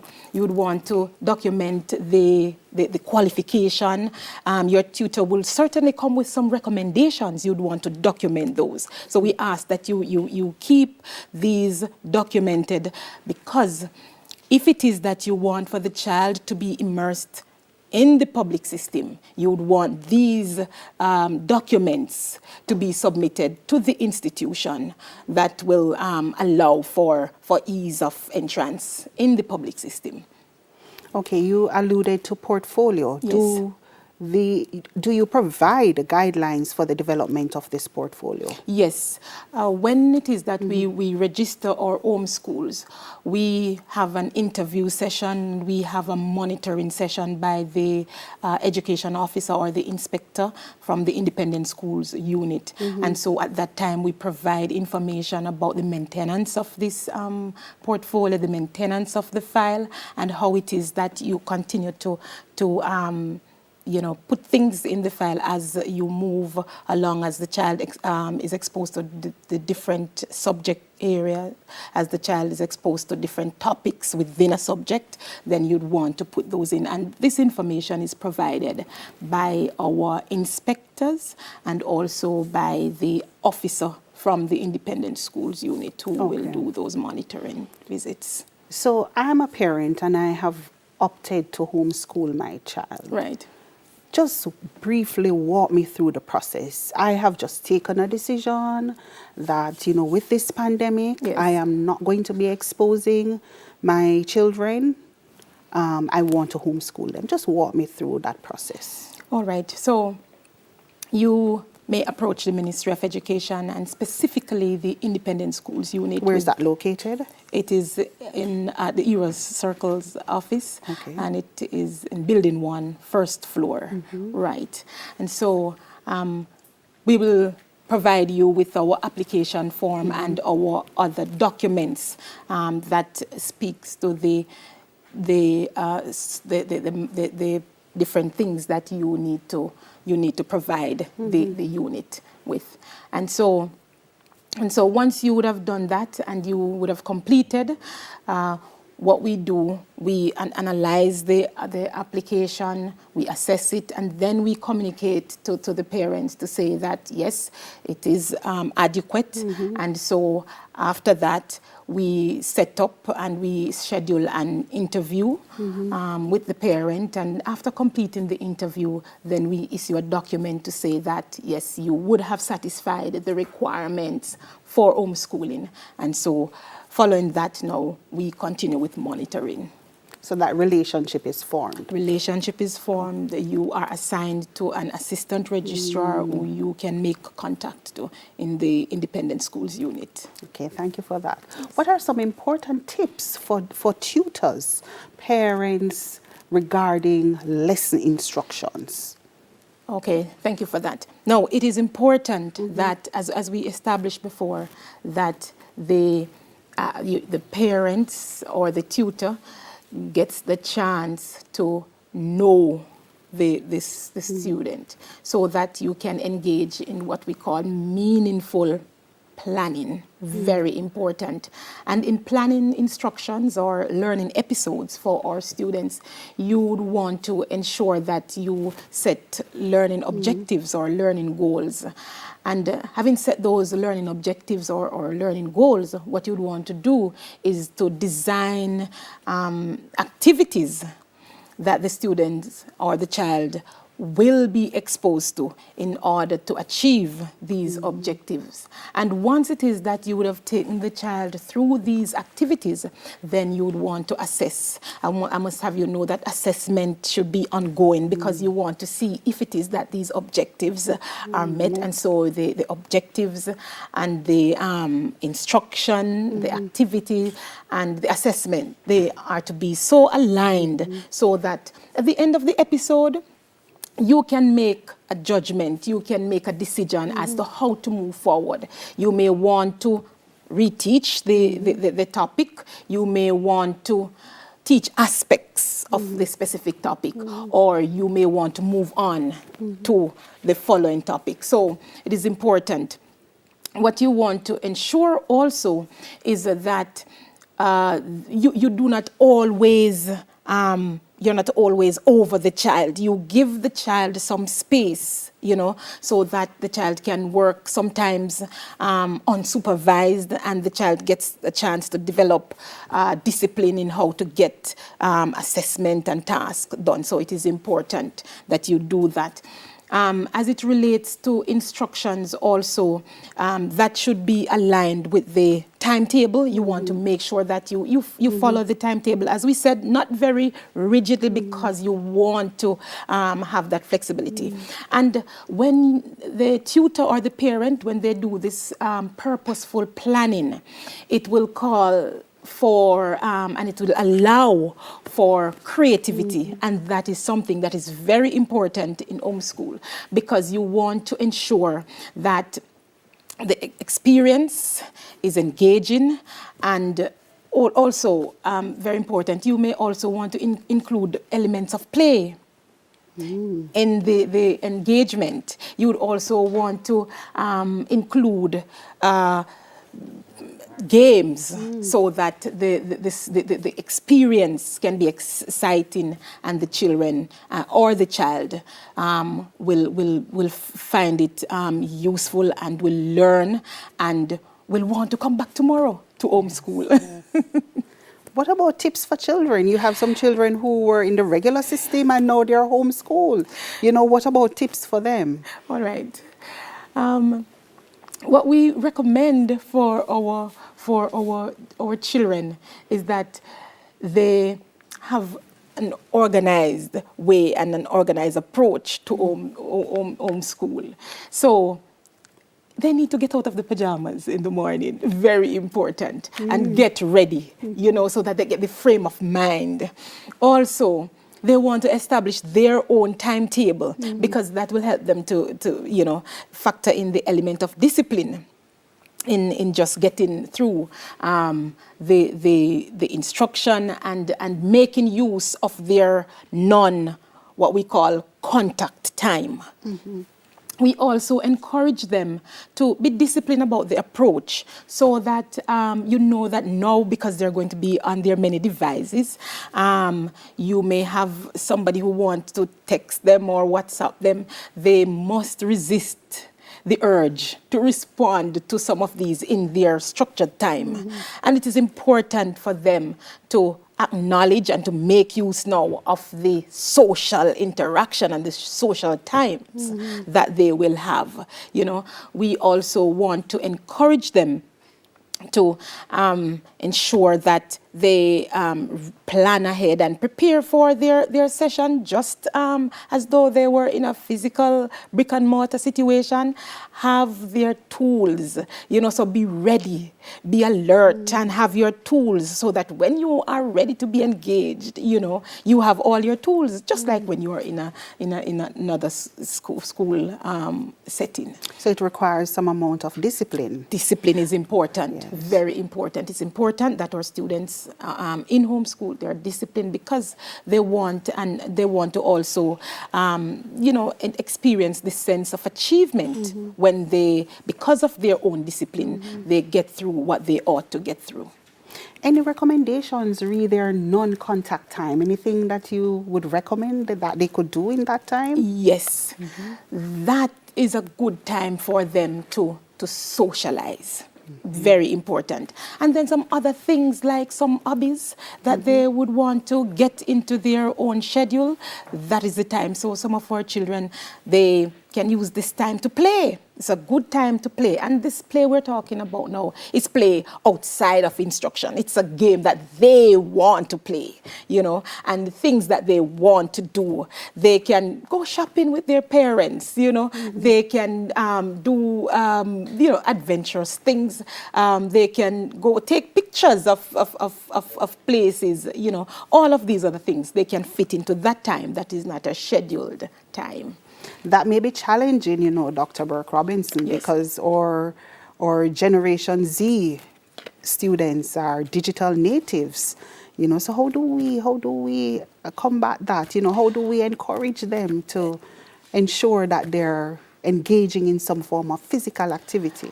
And bearing in mind that the timetable is somewhat flexible. Right, and can I tell you, and that is why it is important for, while it is that we have those timetables for the teaching episodes, that we also have a broader timetable for them to get to do this.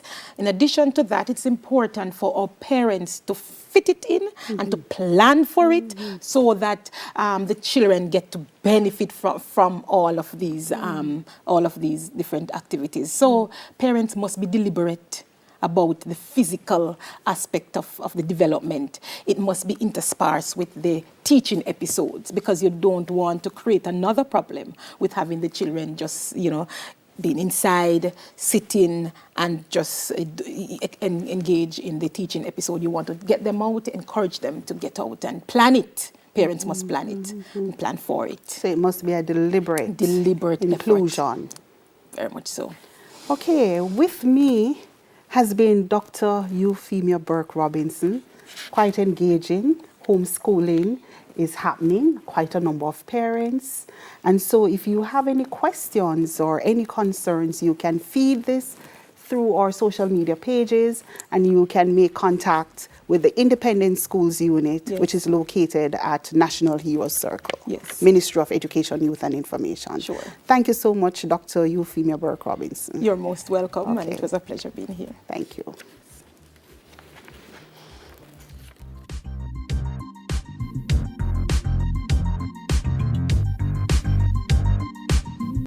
Hi there, I'm Simon Preston from TVJ. Thank you very much for watching our YouTube channel. To see our latest videos and also to see live events, click here. To see our full videos on onespotmedia.com, click here. Thanks.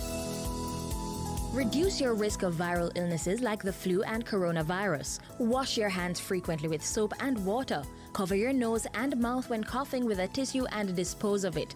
Avoid close contact with anyone with a cold or flu-like symptoms. If you become ill, please visit your doctor or the nearest health center and share your travel history. The flu and coronavirus can kill. Let's protect each other. A message from the Ministry of Health and Wellness.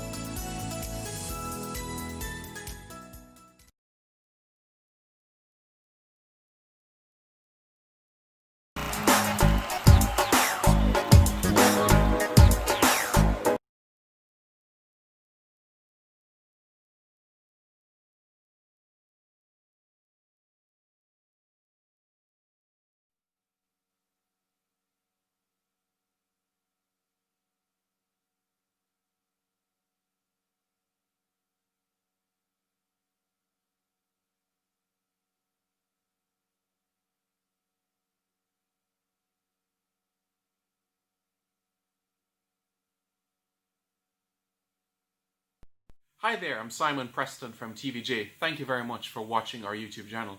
To see our latest videos and also to see live events, click here. To see our full videos on onespotmedia.com, click here. Thanks. Reduce your risk of viral illnesses like the flu and coronavirus. Wash your hands frequently with soap and water. Cover your nose and mouth when coughing with a tissue and dispose of it. Avoid close contact with anyone with a cold or flu-like symptoms. If you become ill, please visit your doctor or the nearest health center and share your travel history. The flu and coronavirus can kill. Let's protect each other. A message from the Ministry of Health and Wellness.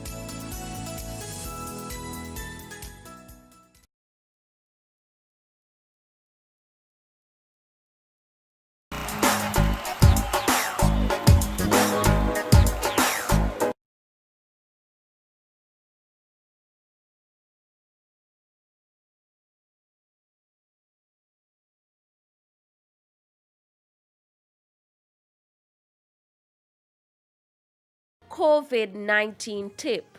Protect yourself and others from getting sick by washing your hands after coughing or sneezing, when caring for the sick, before, during, and after you prepare food, before eating, after toilet use, when hands are visibly dirty, and after handling animals or animal waste.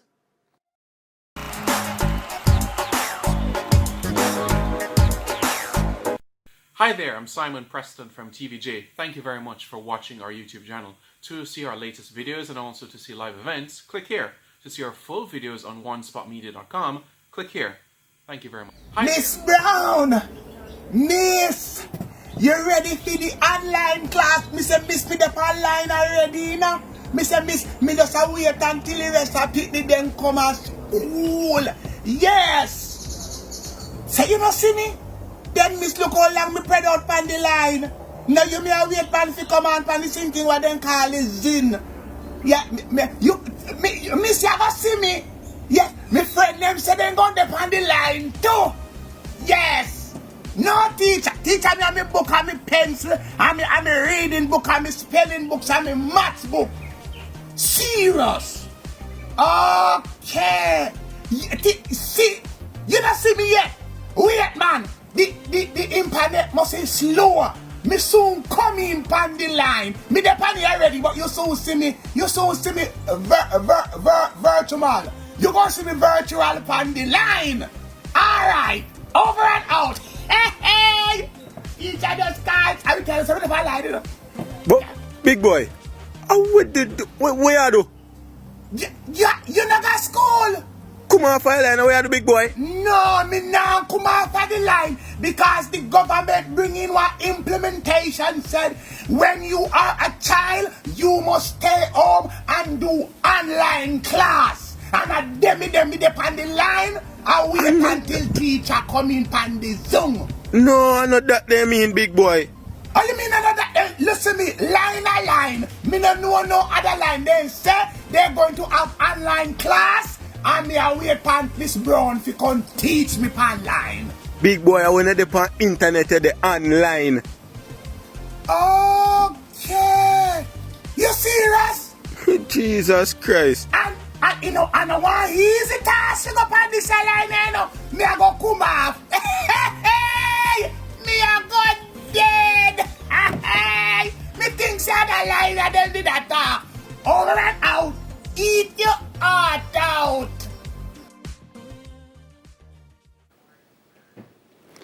Welcome back to Educating a Nation, sensitizing you for the new school term. Now I know you must have a lot of questions for us. You'd like to ask them? Send your questions to the Ministry of Education's or Television Jamaica's social media pages, Facebook, Twitter, Instagram. We want to hear from you, so send in those questions. Joining me on set is Anita Bailey, who is the Community Relations Education Officer. Welcome, Anita. Thank you so very much for having me. Good. Can you outline the ministry's response to teaching and learning during COVID-19 pandemic? Well, first of all, I just want to say that the Ministry of Education had developed an Education in Emergencies plan, which was in fact activated the minute we became aware that the COVID-19 had started to make its way this side of the world. And so we started off by ensuring that our troops on the ground, our principals, our teachers were properly sensitized and prepared to deal with matters such as teaching and learning, communication with stakeholders, as well as managing the physical plant in preparation for what was to come. And so we did start that activity prior to the first case actually being recorded in Jamaica in March. And so post that, we went head on into getting our persons ready for online learning. Now, we would appreciate that a situation like this has happened nowhere in the world ever, where much of education has to be taken online.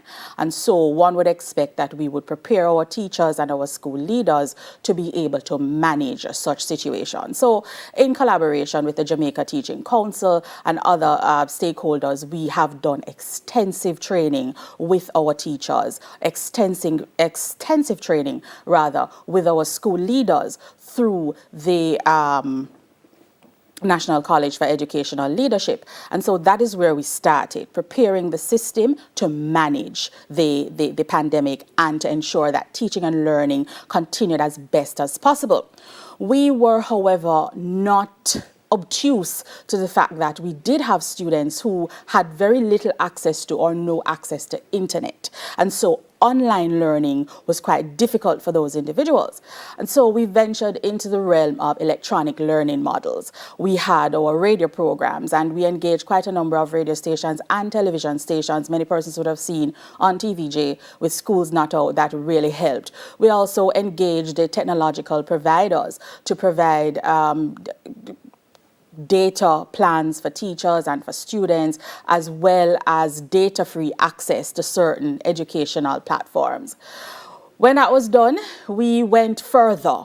We made sure that we prepared a manual to guide our education stakeholders as they prepared for the June 3rd partial reopening of schools for our secondary students.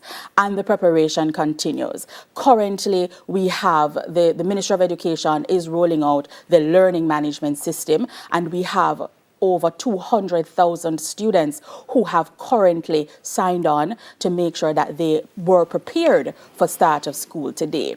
We're also looking at making tablets available to students who are on paths. There is a grant of $20,000 for, I believe, somewhere in the region of 36,000 students who are not on path but who are considered to be needy students who will need that sort of support moving forward.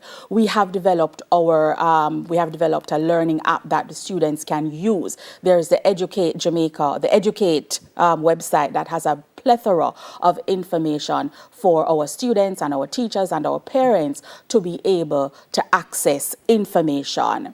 And most importantly, one of the things that is a big takeaway from this in the ministry's handling is this whole idea of group accountability. The truth is the ministry has done so much, but we have also engaged all our stakeholders. We have led consultation sessions consistently, continuously through the period of the pandemic with our principals, our board chairmen, our students, and our parents, and we continue to provide support for them as we move forward.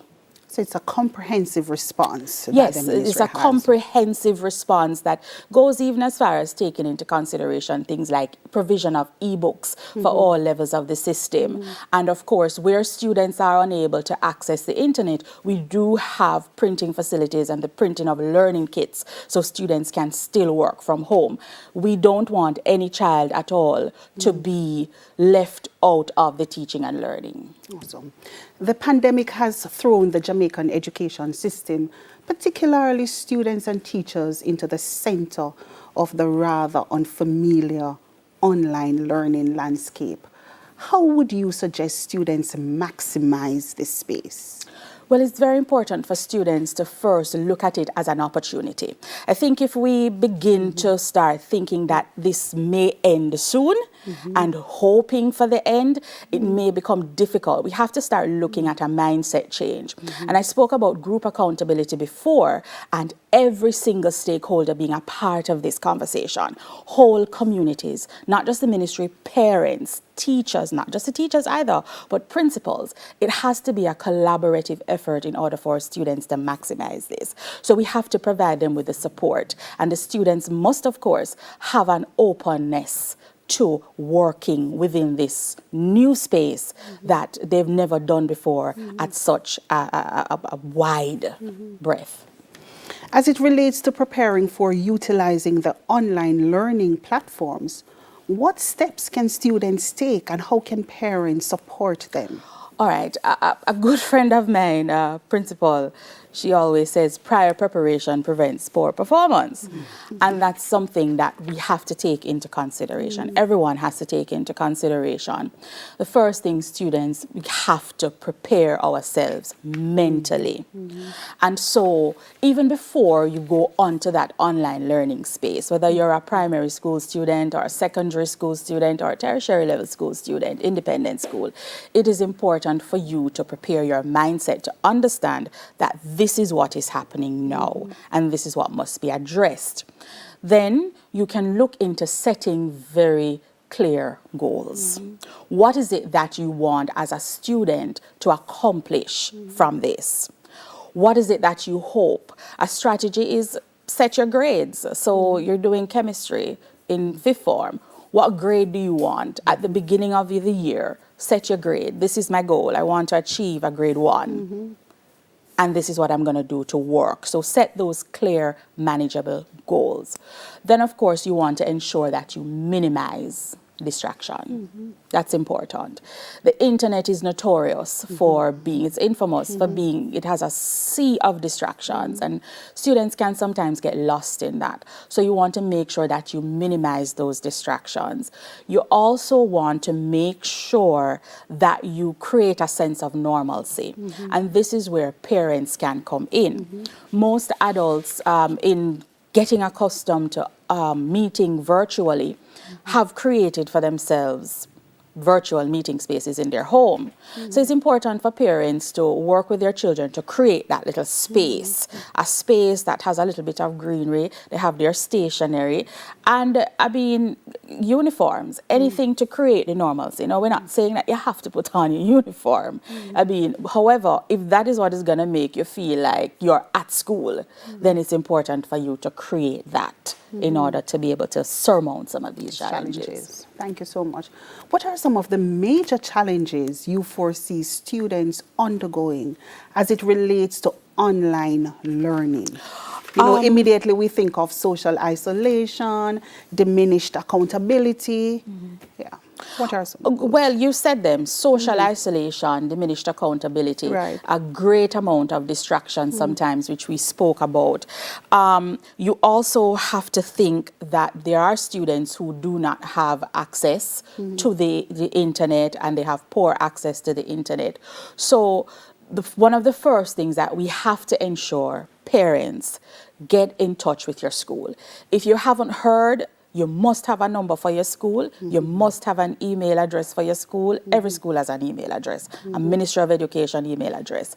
You get in touch with your school and find out if you don't know what's to come next, what is to come next, and you provide the support from there, because you want to ensure that students with varying abilities and varying interests based on their age group and their ability level are catered to. So communication is key at this point if you're going to deal with some of those things. Good. What are some suggestions for overcoming these challenges do you have to offer to our students? Well, the first thing, we did speak about earlier, setting clear and measurable goals, right? And then, of course, you want to familiarize yourself with the learning platform. So we mentioned earlier, the Ministry of Education has our Google Learning Suite, and we have 200,000 students over that would have accessed already. So what you want, those students, they're ahead of the game. They're ahead of the game because they would have gone on, familiarized themselves with all the tools that are available on the learning platforms. They would have also made sure that their login credentials and things like that are functioning. So you take care of those initial technical things first. Where the children are younger, then of course the parents may have to step in to provide the support for them at that time. You cannot stress enough the importance of parental support. And parental support isn't necessarily speaking to learning how to use a learning management system like Google, but being there to cheer your child on, assure them that this is something that they can do, and this is something that they will do with your own support. We want them to also actively participate in the online learning. If you don't participate in your class, if you don't ask questions, then you're going to be left behind. And it, of course, makes it a little bit more difficult on the teacher to really manage a space where everyone is quiet. Yes? The issue of expectation is also something that has to be addressed.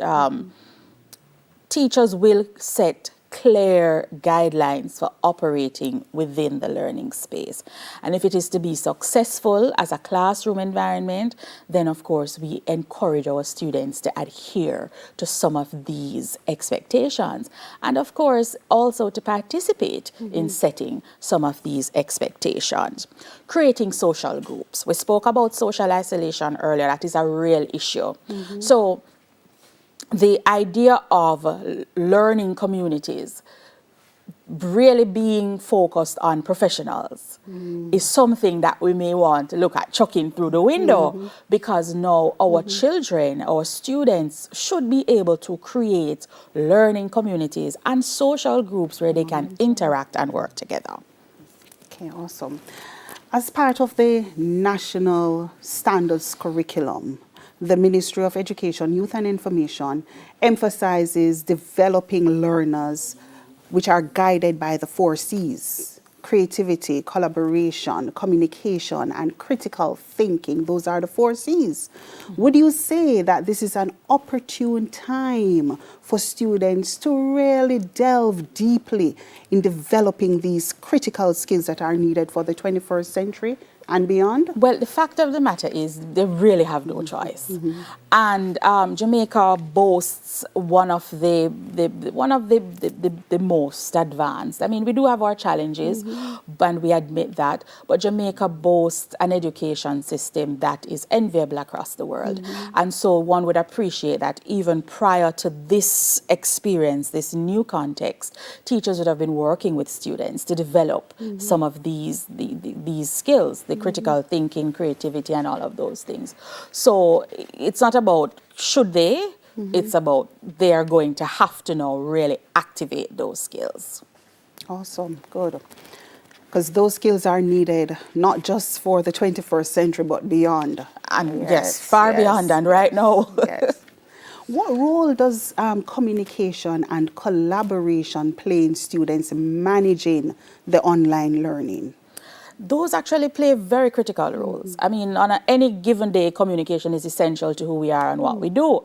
But if you are going to be successful at working in an online platform, you have to communicate extensively. You're communicating students with your teachers. You're communicating with your peers. You are communicating as well as collaborating with all of these people in order to get work done. And so that's important, whether you're seeking information, you're doing your research, you're utilizing things like discussion boards and blogs and all of those things to get information across and also to get information for yourself.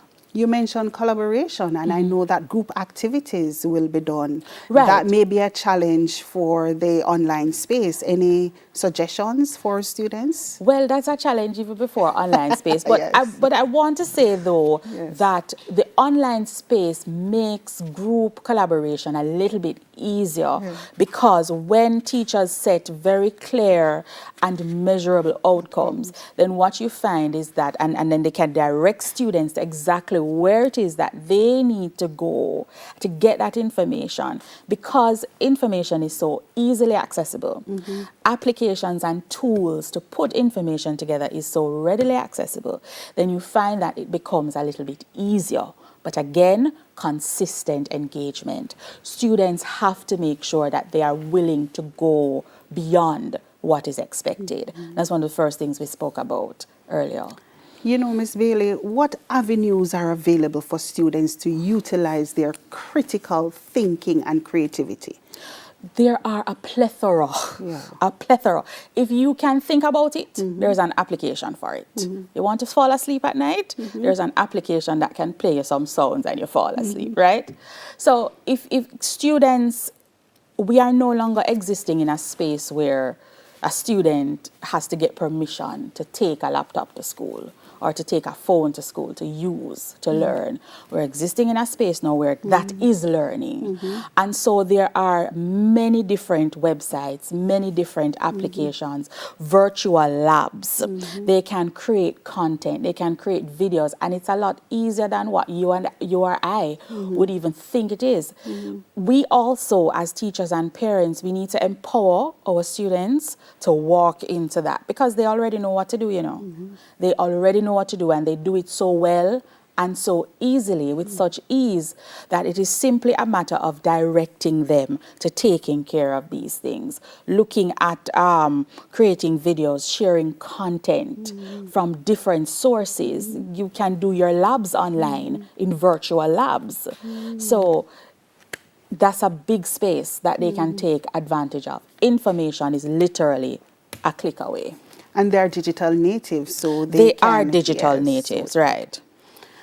Talk a little about assessment, because this new frontier for students who are accustomed to submitting their assignments, you know, in hard copy, engaging an alternative assessment, how will that augur for students at this time? Well, it's a little easier, and I seem to be saying everything is easier online. Right. I think maybe some teachers Do you may think disagree. it is really? Yes. It takes a little bit more planning. It takes more structure. But once you get into the groove of it, once you get accustomed to it and you've put the groundwork in place, then it will become a little easier, because right away teachers are able to access things like rubrics that they can provide concrete feedback to their students, and sometimes even immediate feedback to their students on work that is to be done. You can still do your alternative assessment, because now your students can create things using the technology that is available. You did speak to the fact that they are digital natives, so we are actually meeting them at the space that they are comfortable. Teachers now have access to things like pre- and post-learning surveys, short quizzes, as well as detailed examinations. And if you're not careful, some of the systems will even, when the questions are pre-entered and the answers there, they mark the papers for you, and you're able to provide your students with immediate feedback. Okay, awesome. Is there any other guidelines, any recommendations you want to provide for our students as they manage the online learning? Well, one of the things I want to say is, again, you cannot stress enough the importance of planning. Make sure that you plan and utilize your time well.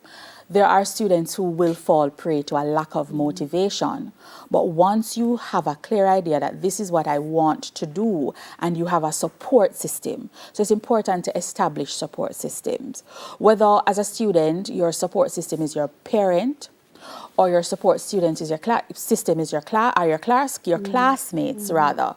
It's important for you to have that support system and where you find commonality so you can perform based on that. And teachers as well can utilize interesting ways to get their students involved. Gaming is something that I know the Ministry of Education, before the COVID-19 pandemic, was really pushing, using gaming as a form of assessment and in the teaching and learning space. And right now, we are in an online space, and so that is something that they can look into. Another thing is you want to be focusing on physical activity time as something. In 2019, the ministry collaborated, the Ministry of Health and Wellness, to promote the healthy lifestyle, and so National School Moves Day was born. That does not have to stop. Your physical education teachers can, in fact, bring on scene PE class, online PE classes. And where that doesn't work, parents, now is a good time. Some parents like me, we need a little workout, you know. So, yes. You know, schedule some workout, go for a run, go for a jog, schedule something physical to do with your students. There must be a conversation surrounding students with special needs. We had Dr. Anderson Morgan earlier, you know, but specifically at the secondary level, do you think it will be difficult for them to navigate this new arena? They will have challenges. They will have challenges, but we are very confident that the ministry, through the special education unit, will be providing the necessary support. Nothing that the Ministry of Education done is not driven by data and gathering information. Our principals can tell you this. We gather the information to inform the decisions that we make, and so that support will be provided for them. Do you foresee any real opportunities for students within this new dispensation? I most definitely do. Yes. I compared our students, our contemporary children, with us at their age. We were being trained essentially to find a job and work for somebody. Our children are so much more technologically savvy. It's nothing for them to start a business online. And so what I am foreseeing is a great amount of innovation coming from our students, a great amount of innovation in terms of the products of assessment that will be world class because we are Jamaicans and we have that capability. And of course, the level of creativity will certainly be improved. Our citizens will certainly embody the Foresees, better collaborators, greater creativity, more critical thinking, and certainly great communicators. Awesome, good. Any final words, Miss Bailey, for students or parents or teachers as we embark on this new school year? Final words, it is going to be a good year. Everybody has been saying that, and I am jumping on that. It is going to be a good year, and it's going to be a good year because we have been putting in the work. The Ministry of Education has been working assiduously to get school started, and so our students are not disenfranchised. But I also want to say, as communities, we have to get involved. Parents have to get involved. The minister announced a drive to work with the PSOJ to get a tablet for every child. Jump on that. See if you can support that. Find a child in your community who will need that kind of support. Work together through your community groups and support them in that way, because we are all in this together and we must succeed. Awesome. Miss Bailey, we want to thank you so much for your presentation. You shared a lot with us. You know, we have a lot to consider, right? And as we embark on this new term, we are going to have an excellent year. We're claiming that. So thank you so much. All right. After the break, with all of this information, it's bound to feel overload. We're overwhelmed. But we have Mrs. Kennedy Davidson, who will be speaking to us about psychosocial support. You don't want to miss that.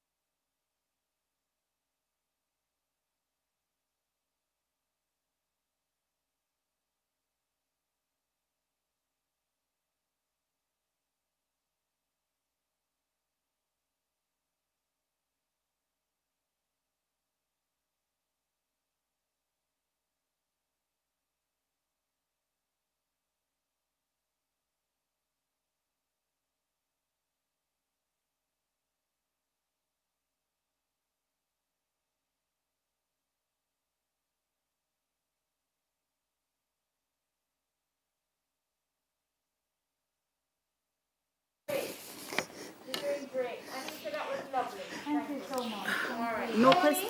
Hola. Lovely.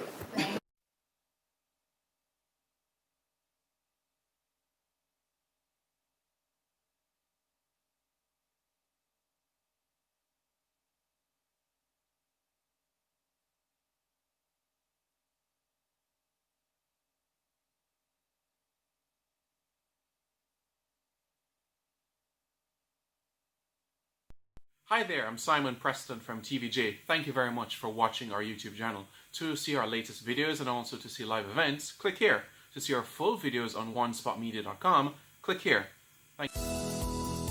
Reduce your risk of viral illnesses like the flu and coronavirus. Wash your hands frequently with soap and water. Cover your nose and mouth when coughing with a tissue and dispose of it. Avoid close contact with anyone with a cold or flu-like symptoms. If you become ill, please visit your doctor or the nearest health center and share your travel history. The flu and coronavirus can kill. Let's protect each other. A message from the Ministry of Health and Wellness.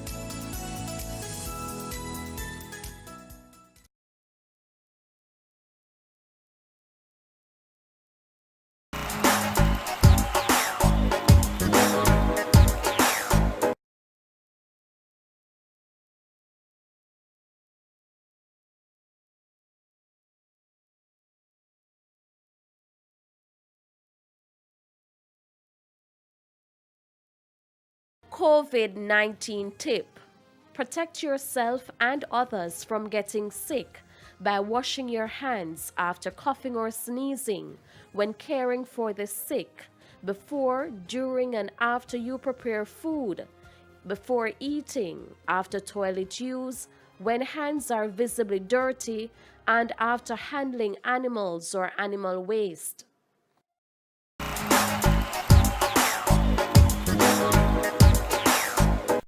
Hi there, I'm Simon Preston from TVJ. Thank you very much for watching our YouTube channel. To see our latest videos and also to see live events, click here.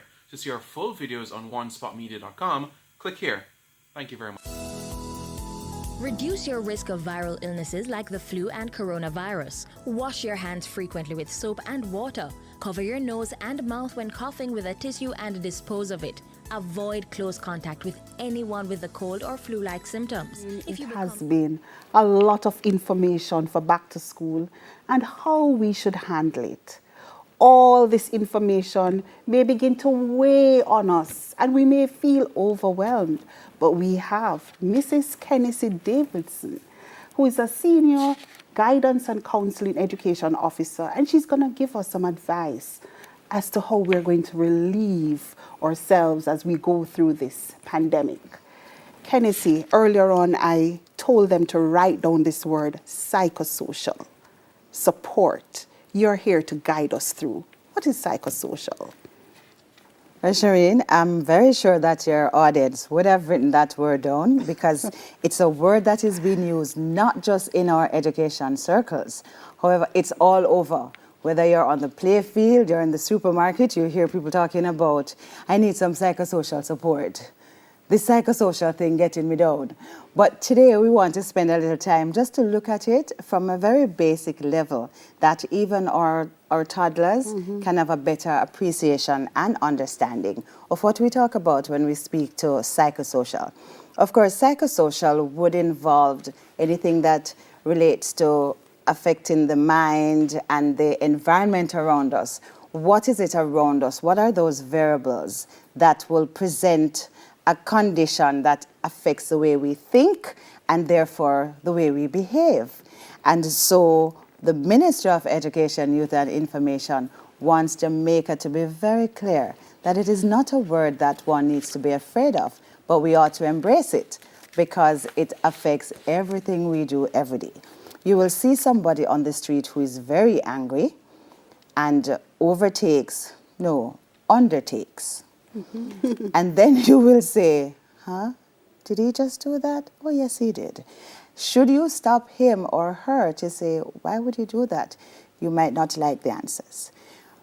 This person could be affected by several experiences and simply just taking it out on you. Psychosocial support will help us to consider what just happened, the thought processes involved, and our behavior as we tend to make sure we manage our social environment in a way that's appropriate. So we have a number of stakeholders in education. We have our students, we have our parents, our teachers. How can they access psychosocial support? Well, the Ministry of Education for years have been providing psychosocial support. Initially, in probably in the 1970s, early 80s, we had guidance and counseling, but at that time it was known as family life education.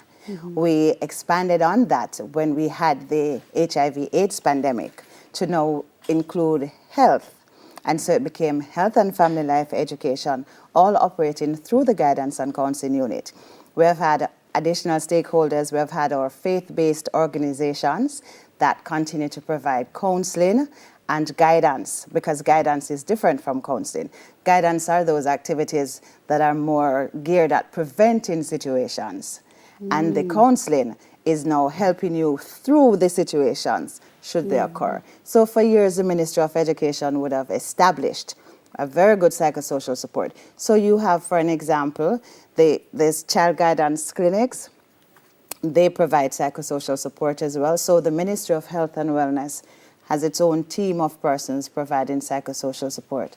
You have the social workers. Ministry of Education in recent time now have engaged persons who operate as social workers to boost the guidance and counseling unit. You have, we look at, for an example, microcare. Even though they do psychoeducational testing, there's some amount of psychosocial support that is provided. And by and large, the guidance and counseling unit in the Ministry of Education and Youth and Information leads this support. Okay, good. So back to our students, how can we help them in this remote learning period and in the pandemic? What psychosocial support is there for students? Well, we have appreciated at the ministry that this is a whole new ball game. Even though students might have been exposed to internet or internet gaming, doing things at their own leisure online, no, you're talking about a formalized, structured system, and it is scary. Because the child, if you're going to play a game, you know what you want from the game. You know how to manipulate the game. Now you're talking about learning in a very remote manner. So your friend is not next to you where you would do this or bend over to whisper for teacher to say, did we in our rules say we don't talk while others are talking or speaking? This is absent. So immediately the child goes, this won't work. I can't learn like this. So I heard our CRO, Anita, speaking earlier, and she mentioned the whole thing of the goal setting. And if I want to be successful in this particular subject area, I'm going to decide from day one what grade I want, and I'm going to work towards that. That's beautiful, and it's an approach we want them to be taking. But now here is a child who is a 5, 6, 7, 8-year-old, now who is saying, I need my friends. It's break time. And some children really thrive on that kind of relationship system. They want somebody next to them. They like to touch, and they like when teachers hug them. Especially at our primary level, our students look forward to teachers' hug as if that's the only hug that matters, you know. And if teacher misses a day, then, you know, teacher must now say, I'm so sorry, this is what happened, this is why you didn't get the hug. And so there are variables that will now thrust our children into a state of anxiety and fear. The Ministry of Education, again, through the Guidance and Counseling Unit, with support from all other officers, because we have our Special Education Unit, we have our Special Needs Coordinators, our Territorial Education Officers, we have our CREOs, so everybody in the ministry, but specifically led by the Guidance and Counseling Unit, through the Guidance and Counseling services that are being offered in schools, have provided a platform that not just our students, but teachers and parents can feed into to get this kind of emotional support, this kind of situation where you call because you're feeling alone or you're feeling overwhelmed as a parent because you're saying,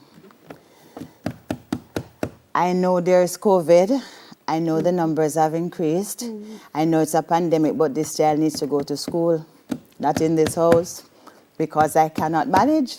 And then you stop to think of the teacher who had to be managing 40 or 35 or 25 personalities like yours. And you have one and you're saying, Minister, when can the doors be reopened? And so we understand all of this. So our guidance counselors, our deans of discipline, our HFLE teachers, our nurses in schools, there's a psychosocial implementation plan that the ministry have developed.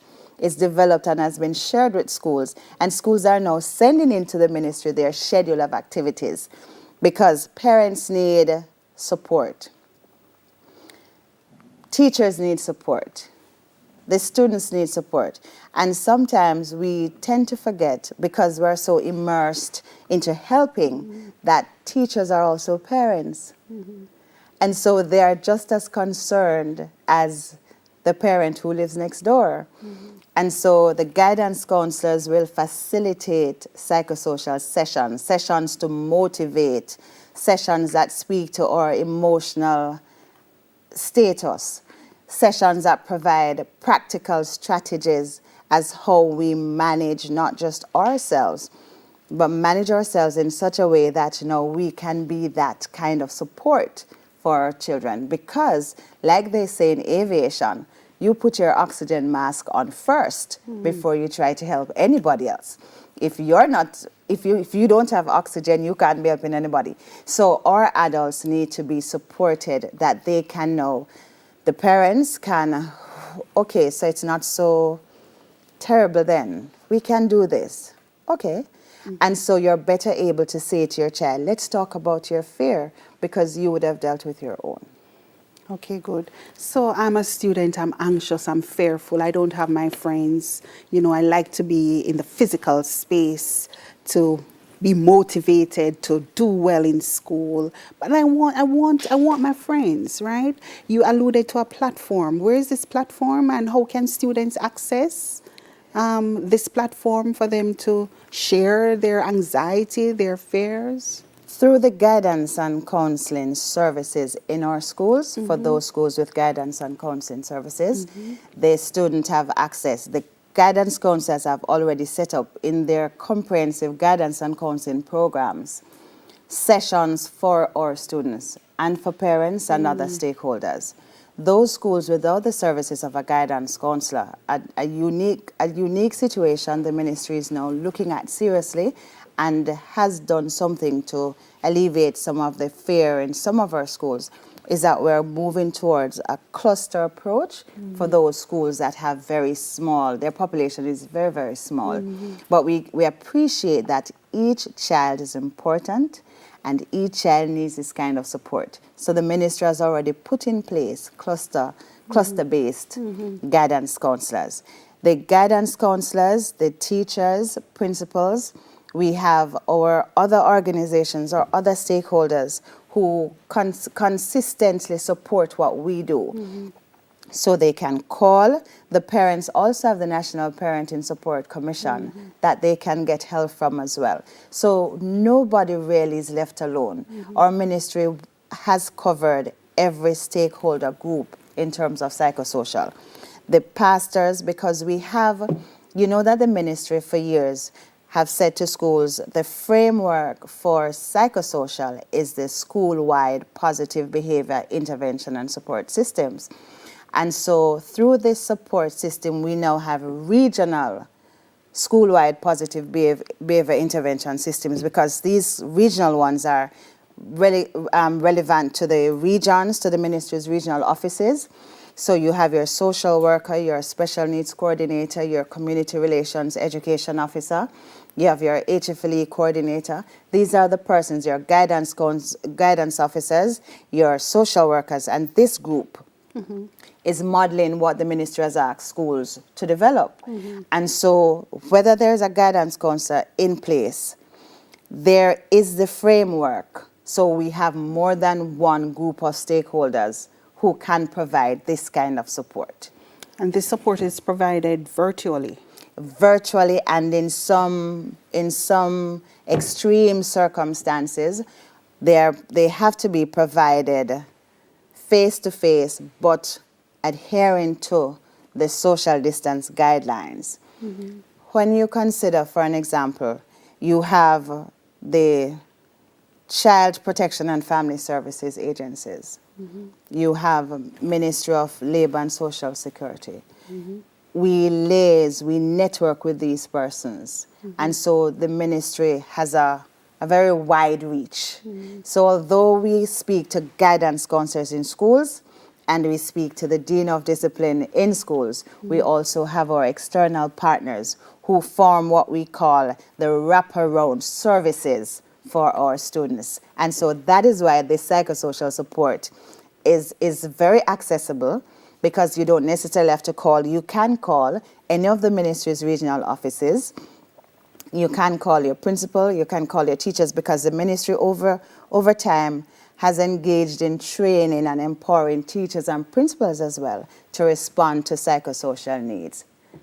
And that is what has been keeping us going, because even us at the ministry, we're parents too. We're parents too. And so we're faced with the same kind of fear, the same kind of anxiety, the same kind of feeling overwhelmed because it's a new platform, but it's a beautiful platform. Yes, the apprehension, and we're so not aware, but when we look more at the opportunities that are being presented, we realize that it really is a beautiful time. Okay, good. Thank you for that.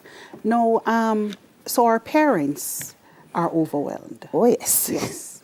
And they are fearful. They have a lot of concerns, a myriad of concerns, you know, as it relates. Will this work? You know, am I doing the right thing? I'm at work and my child is home.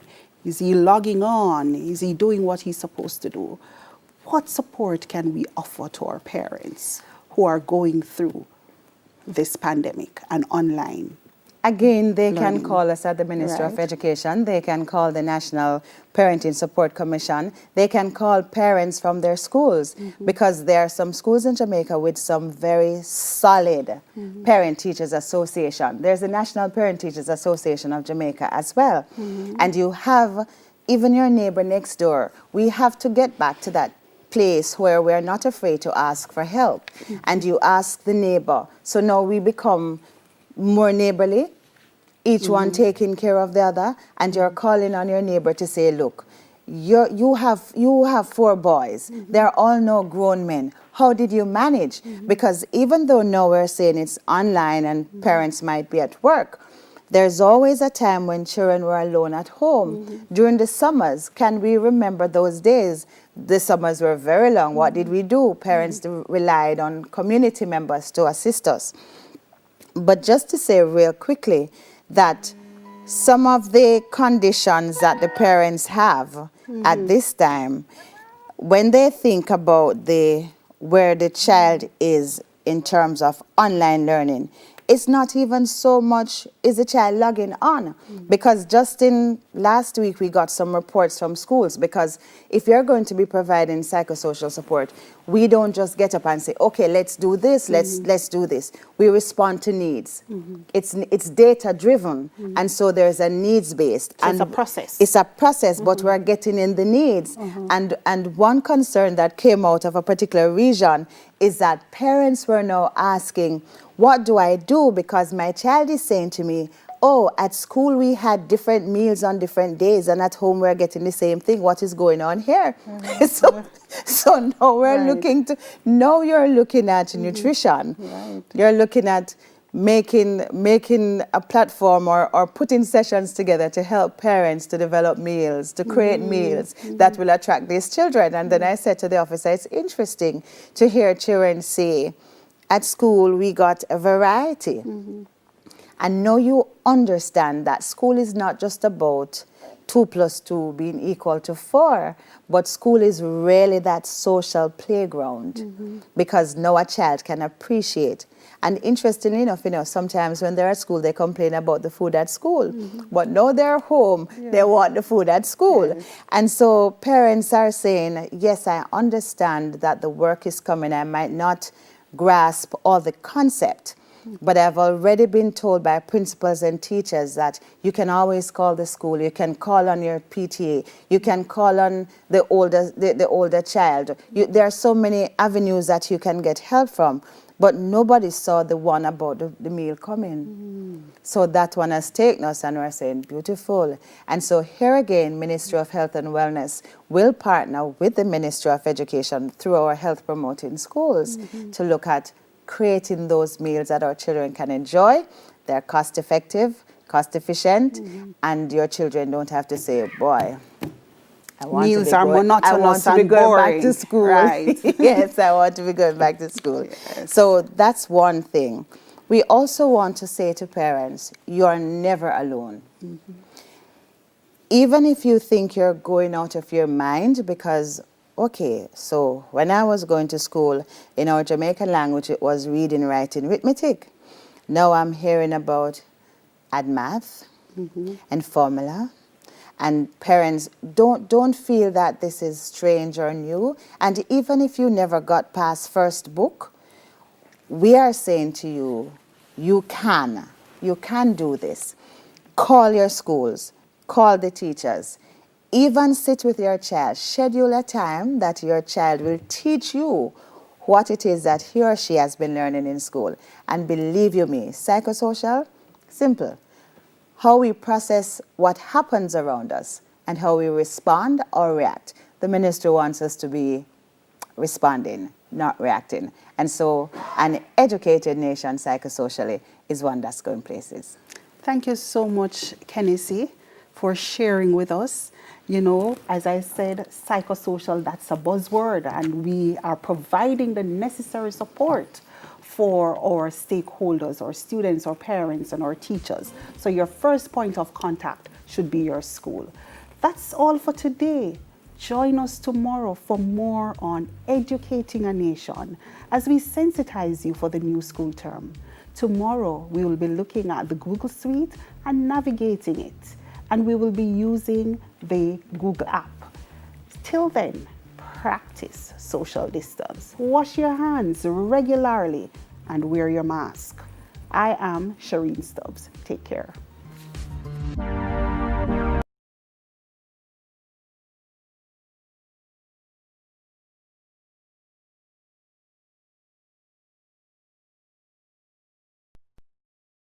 Preston from TVJ. Thank you very much for watching our YouTube channel. To see our latest videos and also to see live events, click here. To see our full videos on onespotmedia.com, click here. Thank you. Reduce your risk of viral illnesses like the flu and coronavirus. Wash your hands frequently with soap and water. Cover your nose and mouth when coughing with a tissue and dispose of it. Avoid close contact with anyone with a cold or flu-like symptoms. If you become ill, please visit your doctor.